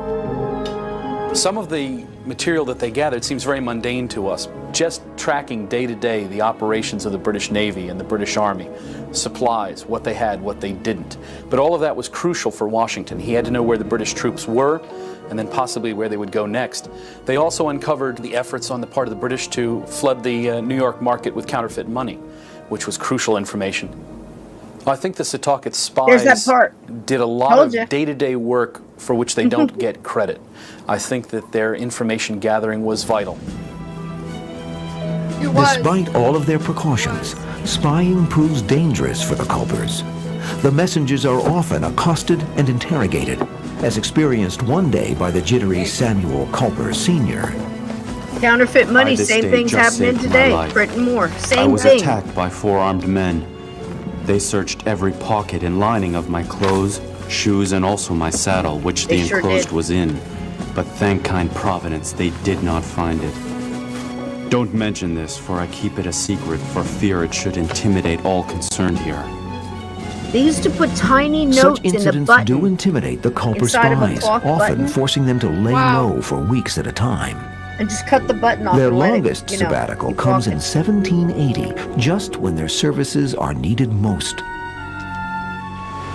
A secret flotilla of French reinforcements for the Americans is sailing towards Newport, Rhode Island. General Washington desperately needs confirmation that the British Navy is ignorant of their imminent arrival. At Washington's frantic urging, Austin Roe makes a special trip to New York City. The intrepid messenger rides the 56 miles through no man's land, then waits while Culper Jr. swiftly collects and records his intelligence. Roe immediately rushes back with the message, reaching Setauket in time to get the report across the Sound that evening. So this turned out to be one of the quickest transfers of information and communication that had occurred by the spy ring during the war. Roe arrives just in the nick of time. Culper's intelligence shows that a double agent in the American camp named Gustavus has warned the British, and they are sending their entire fleet to ambush the French ships. Gustavus? The British were going to go out and try to either chase them off or else try to capture them as they were landing. It was a vulnerable spot for the French. Remember that With the name. British troops already on the move and too few soldiers to stop them, Washington attempts a bold and audacious ruse. He quickly draws up a detailed but fake set of battle plans and places them in the hands of a double agent. And what it said was that Washington was preparing with 12,000 troops to attack New York. And of course, this wasn't true, but it scared the British enough. And so at the last minute, as the British fleet was sailing up Long Island Sound, frantically, beacons were lit all across the Long Island shoreline, summoning the British fleet back. And it worked perfectly. And it was really probably the greatest coup of the entire war for the Culper Spy Ring. Like the Pony Washington Express, successfully uses the same ploy throughout the war, effectively keeping the bulk of the British Army trapped in New York City for the duration. Yep. Ain't that something? While George Washington enjoys great success with espionage, the British are also engaged in the same art. On numerous occasions, seemingly patriotic Americans turn out to be deadly double agents. Sergeant Thomas Hickey leads the list of murderous conspirators bent on killing General Washington. We don't know how many attempts there were in his life. They all failed, obviously. How about that? But Thomas Hickey was particularly disconcerting because he was one of the bodyguards of George Washington. Tradition holds that Sergeant Hickey attempts to kill Washington by poisoning his favorite food, peas. Peas! Fortunately, the general's housekeeper discovers the plot and intercepts the deadly dish before it can be served. God bless the housekeeper. But Hickey's deeds will soon be forgotten. eclipsed by a man whose name has become synonymous with treason. Here he comes. Benedict Arnold. One of the most confounding Benedict Arnold characters. was Washington's best shock trooper. Confounding. He was his best field commander, and whenever the army was doing badly, Washington would send in Arnold. Even as he leads warrior. stunning Amazing victories on the warrior. field of battle, Benedict Arnold's private life spirals out of control. He receives word that his wife has died, his personal businesses fail, and the Continental Congress refuses to grant him a promised promotion. The last straw comes when his leg is shattered during the Battle of Saratoga, and Arnold is transferred to a desk job in Philadelphia. He realized that this war was going to ruin him financially. And he was determined at this point to use his position as military commandant in Philadelphia to line his own pocket. So he embarked during those early weeks in Philadelphia on a number of very, very shady schemes. He did too. The shady money-making schemes bring Arnold nothing but grief. He loses his initial investment and finds himself criticized in the newspapers for his involvement. Twice. When Arnold wasn't fighting, he got into fights. He got into trouble. He couldn't take criticism. Congress, Pennsylvania radical politicians, and finally Washington criticized him openly in the press, and it was too much for his pride. He had to. Disenchanted with his treatment, Benedict Arnold decides to sell his services to the British Army, but not without first rationalizing his choice. I think he was softened up a little by his Arnold wife. could never admit that he was anything other than the image he had created for himself during the war, which was that of a patriot and hero. So he had to convince himself that he had done what he was doing for patriotic reasons, and he couched it in the terms that he was saving his country from the grip of Catholic France. And he went through this whole elaborate justification. General Arnold first proposes the idea of defecting in an anonymous letter to British spymaster John Andre on May 10th, 1779. The choice of Andre as a go-between is an interesting one, considering his past connection to Arnold's new young wife, Tory sympathizer Peggy Shippen. When John Andre first came to Philadelphia from England, even before the war began, he fell in love with her, and they formed a lifelong attachment. When she died, she was wearing a locket with his hair in it around her neck. So I think when... I'm going to stop you there. I don't think she was wearing it around her neck. Everything that I've read, it was in her possession, but it gets so easy to say that. And the reason I stop it is because there's a difference. There's a difference between dying with it around your neck and it's filled with his hair, or having it tucked in your letters and your keepsakes and in a locket there. There's nothing that said she was wearing it. Because like I said, I think that's a difference. Now, do I think that she was madly in love with him? You bet. In turn, that's another one that they really push that. And I think the writers, again, who am I? But I think the writers kind of leaned that way because it was an important thing. They weren't really sure how much, till a certain time, how much she had involved. And if you think about it, here she is, 16, 17 years old. She's coming into age. Her parents are well-to-do. They're socialites. They're having parties, and the British are coming over, and she's flirting with them. And then the Patriots come over because they were trying to play both sides. And she's flirting with them. And, Andre's there, and he stays a while, So, and you see Andre, that's a very young picture of him. The portrayal of Andre in turn is exquisite. It really is. It's not just because he looks great in those pants. It's the fact that let's be honest. It's the fact that that actor had it down because Andre just exuded. That's probably not the correct use of that word, but he just glowed with everything you can imagine an officer of his stature to be. He carried himself, the way he died, the way he tried to get away, the way he gets away or is trying to get away, and the whole debacle in the end there when he got caught, because spoiler alert, he gets caught. That from the last stuff that we saw. Nothing but anything that you read, nothing but high praise for his character, his demeanor, the way he acted, his military bearing, the whole thing, without being egotistical. He was a very likable character in that way as well. And you could see him breaking and coming to the realization in each step of how that all broke down to where he gave, at the end, it was like, that's it. All I have left is how I go out. And it's just an amazing story, if you ask me. Lynn, have you have not gotten that far, but I know you saw it in Liberty, though. Yes.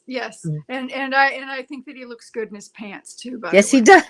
That little braid right there, he knows exactly what he's doing, girl. Are you kidding me? I know, right? There was no hope. And in the real life, it was like this too with Peggy. I think she bit off more than she could chew, but man, she just melted. And then here comes when their dad's pushing is kind of, Benedict Arnold, so he didn't know what hit him. I mean, that's honest. I mean, that's my honest thing there. He did not know what hit him. Like Froze here said, it's 7 years since he's gotten paid. He's got 3 boys. His wife died. His wife's sister or something's taking care of the kids.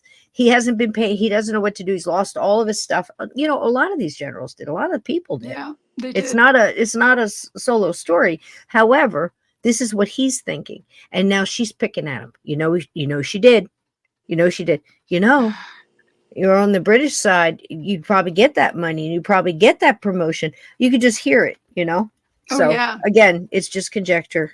There's no letters that say it, but wait till the end. You'll see what I mean. When it came time for Arnold to offer his services to the British, I can't imagine that she didn't say to him, here's who you should write to in New York. The letter proves to be just the first volley in a torturous year-long negotiation over money. Constantly trying to prove his value to the British, Arnold sends Andre a series of coded letters filled with pilfered American military secrets and signed with his code name, Gustavus. The British didn't know till the very end that it was Benedict Arnold, but it had to be a high-placed officer because he was giving them vital information. He warned them, for example, of a French attack at Rhode Island. It was Arnold himself who had sent warnings to the British about French reinforcements landing at Newport, Rhode Island, the same information which prompted the Culper Gang's desperate mission. Still, the British cannot resolve how best to employ their high-ranking spy. This was a mess, an absolute debacle. They didn't decide what exactly they wanted him to do in the long run was because they wouldn't tell him how much they were going to pay him for it. They kept saying things like, get the command of a major corps, turn it over to us, and you will be rewarded beyond your wildest expectations. Well, this wasn't nearly good enough for Benedict Arnold. He wanted them to be very specific. Arnold finally hits on the idea that will reap the financial reward he craves. He persuades Washington to put him in command of West Point, one prize he knows the British will not be able to resist. George Washington called doing West this. Point I cannot the key imagine. to America. Wow. It was part of a 15-mile chain of forts that stretched from West Point down the Hudson. As long as those forts held, Washington could maneuver his troops and keep the British in Canada from joining the British in New York. Upon assuming control of West Point, Arnold begins deliberately weakening the defenses of the fort. Son of a bitch. For his plan to be successful, he must ensure that a British attack on the installation will result in total annihilation of the American defenders. He knew a lot of these guys at West Point, and he seemed not to be disturbed at all by the fact that they were either going to be killed or taken prisoner. Exactly. And he was ready to betray them without turning a hair. That bothers me. Profoundly affected me. Yeah. A face-to-face meeting is arranged between the two spies to finalize details. Arnold insists that Andre rendezvous with him in the no-man's land near West Point. Andre's commander, Sir Henry Clinton, approves the dangerous plan, but expressly orders his brash young officer to abide by 3 rules. Not to go behind enemy lines, not to put on civilian clothes, to stay in uniform, and most of all, not ever to carry any incriminating papers. And Andre knew better. As long as Andre He knew follows better. Clinton's orders, he will be safe.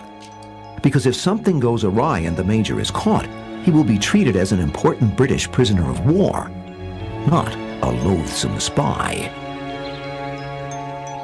As an additional precaution, General Arnold sends orders to his subordinates informing them that a friend named John Anderson has permission to pass through the area. This is so bad. This just kills me. Unfortunately for Arnold, one of his underlings is American spy master Benjamin Talmadge. One of his Here we go. female spies had mentioned that Major Andre picked up a letter addressed to John Anderson. So he was beginning to put two and two together that this John Anderson was somebody he wanted to talk to.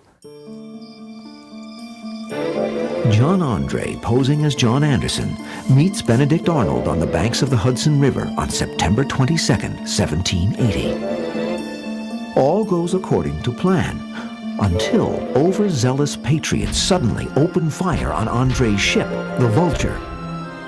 Major John Andre watches in astonishment as the Vulture sails away, abandoning him on hostile shores. This is where it starts to Arnold go went back to his bad. headquarters at West Point and just left Andre there. So Andre was stranded. He couldn't get back out to his ship the next night. In desperation, Andre disobeys his superior's orders. He dresses in a disguise and sets off on horseback towards British lines. In his pocket, the major carries a pass signed by Nurse.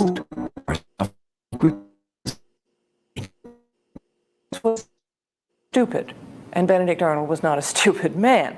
Andre could easily have memorized what was on those pieces of paper. He didn't have to carry anything. But I think it happened because Arnold had been disappointed before, and he wanted a paper trail. I so agree. that if this didn't work out, he could point to these papers to the British and rub it under their noses and say, see, I did everything I possibly could, now pay me. That He fits his wanted there to be character. evidence of his efforts. So he put Andre in harm's way. That I won't forgive him for. Andre nearly makes it back I'm to sorry. safety. And But the West 1 Point, mile no. from British territory, 3 AWOL patriots accost him and discover the plan secreted in his boot. Dragged before Lieutenant Colonel John Jameson, the local American commander, Andre's fate seems sealed. But Jameson totally bungles the situation. He ships the recovered West Point plans to General Washington, but sends the prisoner back to Benedict Arnold, his co-conspirator.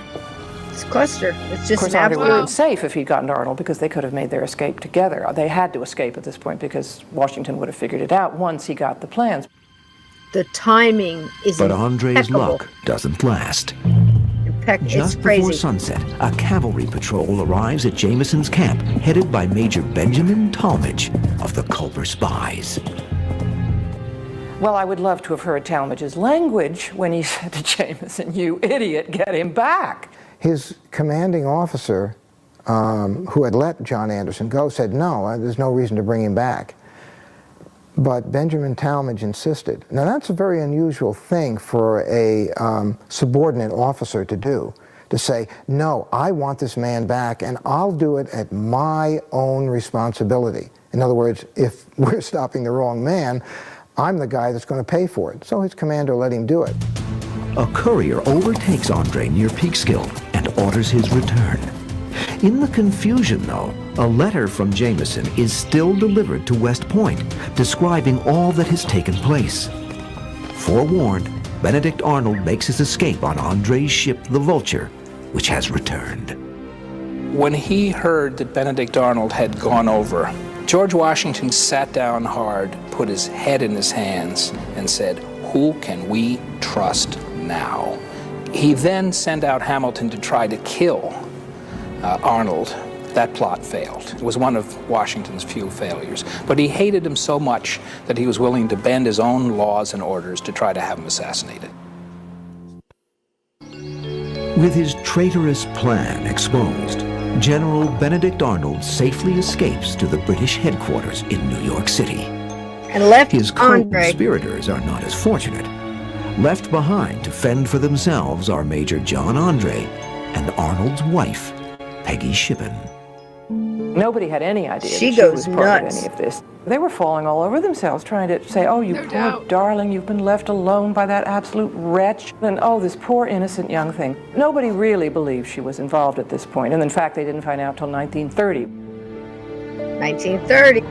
An American military tribunal finds Major John Andre guilty of spying and sentences him to I be know hanged. it was right, but it's terrible. Leading him to the gallows is Culper Spymaster Benjamin Talmadge. War is hell, man. So War is hell. Talmadge, the classmate of Nathan Hale, marched John Andre to his death and personally supervised it. Nathan Hale. He You remembers. can call that reprisal, I think. I mean, For his part in the That's war. conspiracy, Benedict Arnold earns the rank of general in the American Legion, a British unit comprised entirely of patriot deserters. He leads several bloody campaigns for the British in the waning years of the war before escaping to England Who's gonna in trust December him? 1781. He Who would dies trust him? heavily in debt Yep. 20 No, years later. heavily in Once debt. he committed treason, almost anything that went wrong was blamed on Benedict Arnold by both the Americans and the British because neither one of them liked him. Yep. He was not going to get his security, which is what he'd done it for. He was not going to get his reward, either monetary or socially. Everybody hated him. Well, nobody loves a failed traitor. Congress officially proclaims the end of hostilities on April 19, 1783, exactly 8 years after the battles of Lexington and Concord. Samuel Culper Sr. of the Setauket Spies files his last official report 3 months later, an account of expenses incurred in obtaining secret intelligence. Yep. As shown in Soon turn after as being well. elected president, George Washington embarks on a tour of his new country. Included is a stop to this. meet the people of Long Island. I believe that Me he too. was also doing this to thank the spies, at least the spies in Setauket, for their service during the war. Because one of the places that he stopped was the Row Tavern in Setauket. And of course, Austin Row had been Don't the you love it? courier during the Revolutionary War. President Washington never reveals the names of the Culper spies, and it is years before rumors of their involvement surface.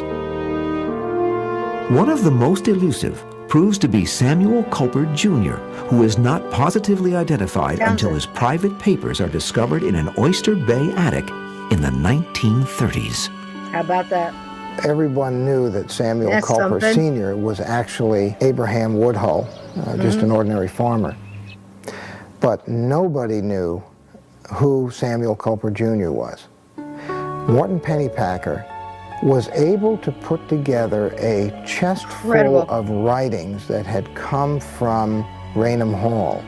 It still stands. And definitely match it up with the handwriting of a man named Robert Townsend. Townsend was a prominent Tory businessman and well-known reporter for the inflammatory British newspaper, Incredible. Rivington's New York Gazetteer. Ironically, one of the Gazetteer. most vocal critics of the American cause turns out also to be one of its greatest spies. How about It was a that? closely guarded secret his entire life. He lived out his life alone in Oyster Bay, living there in the family home with his sister, who never married. The two of them gradually fading away, becoming ghosts in their own home. How So that's about the that? tragedy of the Culper Spy Ring, as there well were as the 8 glory that they achieved. Isn't that something? The But not the 1930s best also spy. bring another Here's revelation. the best one. The first hard evidence of Peggy Shippen's involvement in the defection of her husband, Benedict Arnold. It has Told been ya. known by American historians since the 1930s that she was involved in the treason. But by looking at records in London and loyalist claims petitions, it's possible to find that she was the highest paid spy on either side in the revolution. I'm telling So you. we're still as learning. old And as there's, I think, a time. great deal more to be learned. Exactly. Don't you love it? Don't you just love it? Or what's equal to a governor, whatever, released all the slaves. Oh, immediately. wow. Immediately. You know, there's a very in-depth character there. Very in-depth.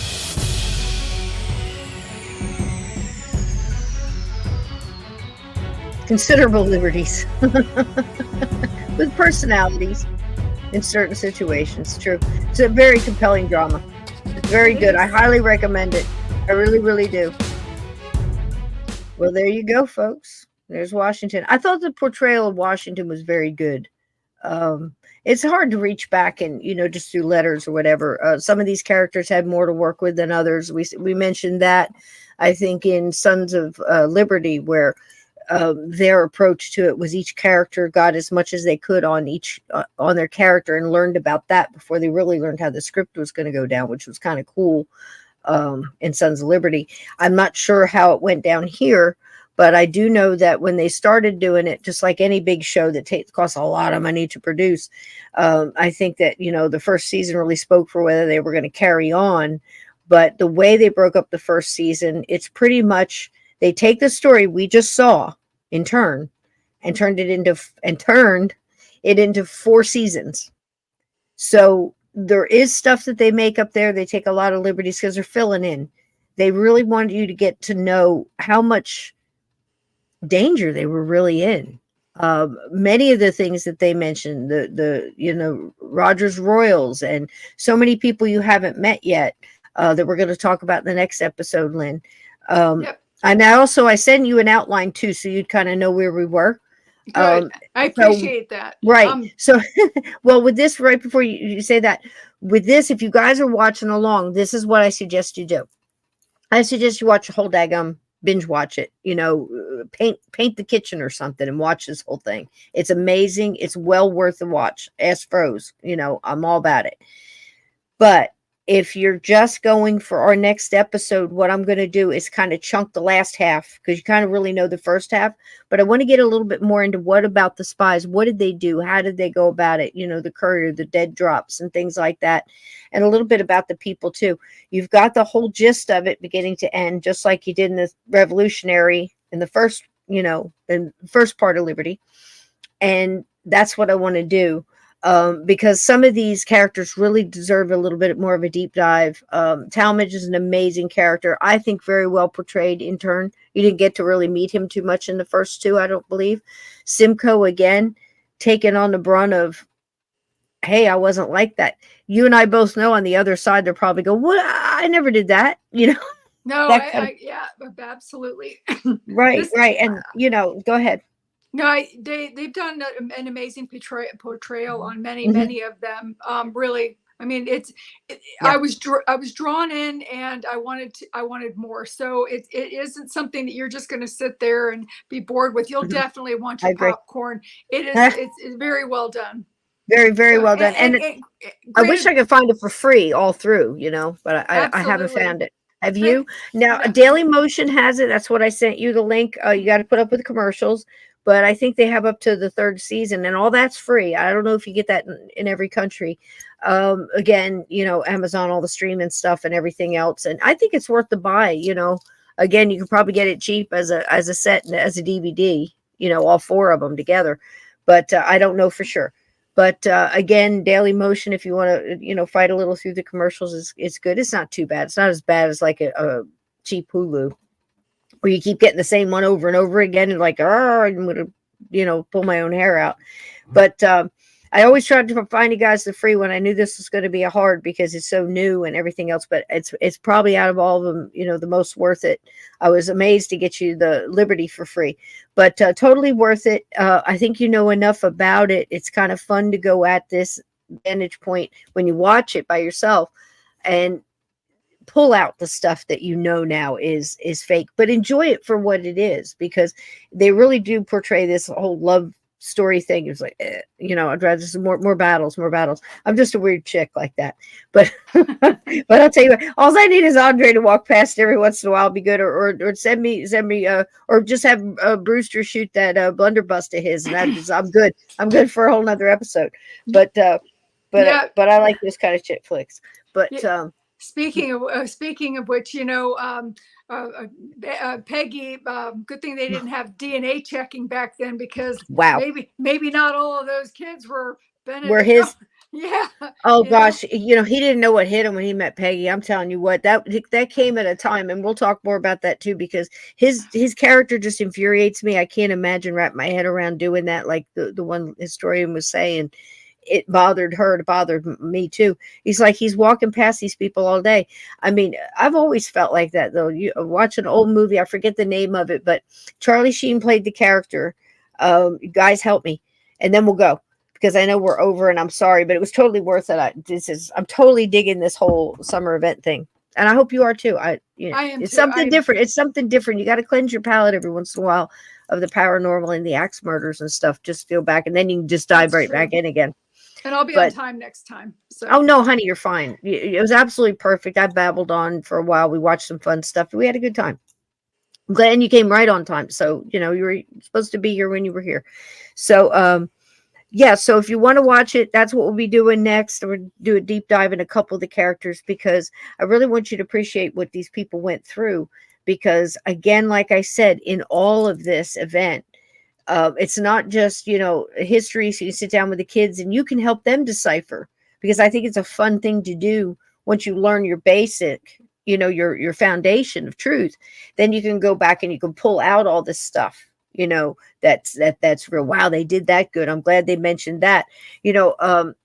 One of the scenes that opens up in the beginning, I told you it opened up with Woodhull in his cabbage patch, and he was having a hard time. His crops were getting hard. All that's correct. They throw in all that stuff of how much, the colonists went through to live during this war, and how they were propelled into characters that they didn't know they had inside of them, like shadow people, like the natives pull that shadow person out to get through this next thing. We've heard all about that through this whole series. Molly Pitchers and just everybody, Abigail Adams, even Martha Washington trying to find a way, get them socks. They don't have shoes, Martha, but that's okay, or food, but let's focus on the socks, but she did more than that. So again, I want you to think about, if history is being written now, where would you be in those chapters? Yeah. Who would you be? Are you seeing anybody's character here that you resonate with? Like I said, me with Washington, I can imagine. That was one thing I was so good at when I was in the military. And I tried to hide it, but I couldn't do it. And that's leadership. I'm a morale person. I'll go in there. What do you need him to do? There's a better way to do this. You know what I mean? That kind of thing. So who do you see? I like Anna Strong too. I love her. Part that she plays in there. So yeah, I mean, definitely resonate. And it just makes you wonder, if they didn't have the spies, how different our life would be now. I mean, just that one, that courage, that one thing that made a huge difference. That courage. And the frightening and the stuff they had to go through, and the soldiers and, everything else. And now this is a little bit more of a focus on, the ordinary people, the people that were back, very much like the French Resistance and so many other stories like that, and that's us. We're the ordinary people. We all have different backgrounds and different journeys we've taken, and different journeys that we hope to take, different visions and dreams, but we all have that core of, look, I just want to live free and do what I'm doing. I'm not bothering anybody and don't want anybody to bother me, and that kind of thing. Everybody's going through a struggle right now, and tensions are high. These people live through tensions like that, like the people in the Depression did, and so many other things through time. We've learned from history on this show, and I think it's very inspiring as well. And it makes you look at your life a little bit different. So maybe you can pull down, when you think you're all spent, that's something we learned in the military, and it's been all through this. You reach down and pull out, and, you got another mile in you, you just don't quit. And then some people somewhere along their journey, somewhere along their way, for whatever reason, they broke and they turned. And they took a wrong turn, like Peggy, we're not even really sure where she started. I think she was mixed up. She's raised in a household where they were playing both sides anyway, because they didn't want to pick the wrong one. You know, that's what she was raised in. That made her character. And then she learned she was pretty, and officers paid. She's surrounded by officers of both sides, you know, and she learned how to wield her weapons. You know what I mean? So again, think about that when you're going through this. If you were in history, who would you be? Would you be Brewster? You know, he was the stuff he went through. I liked him too. I liked him a lot. You know, he really reminded me a little bit of a Paul Revere character as well. Yes. Mm-hmm. Didn't he? Didn't he? Yes. And great style choice in clothes as well. I mean, come on now. And he's a whaler, and all of his stuff was true. His house, I believe, or a replica of it, still exists now in Setauket.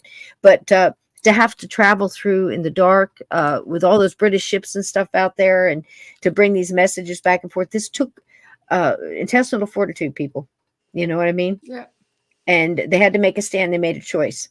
So again, you know, where are you in this story? If they were writing today, where would you be? What would history write about you? I think that's an interesting question, especially when you're looking at stuff that's really 248 years ago. Sounds so long, but it's really not.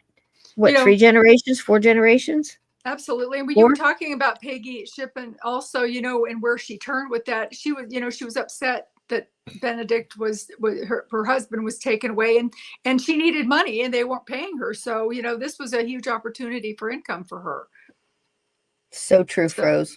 Beautiful. One word to one person can change the whole world, and it might take 1,000 years before the path plays out. Boy, if that's not true, I just absolutely love it. Thank you, thank you, thank you. Yes, you know, if you could spare some, I'm trying to come up with some cool things coming up.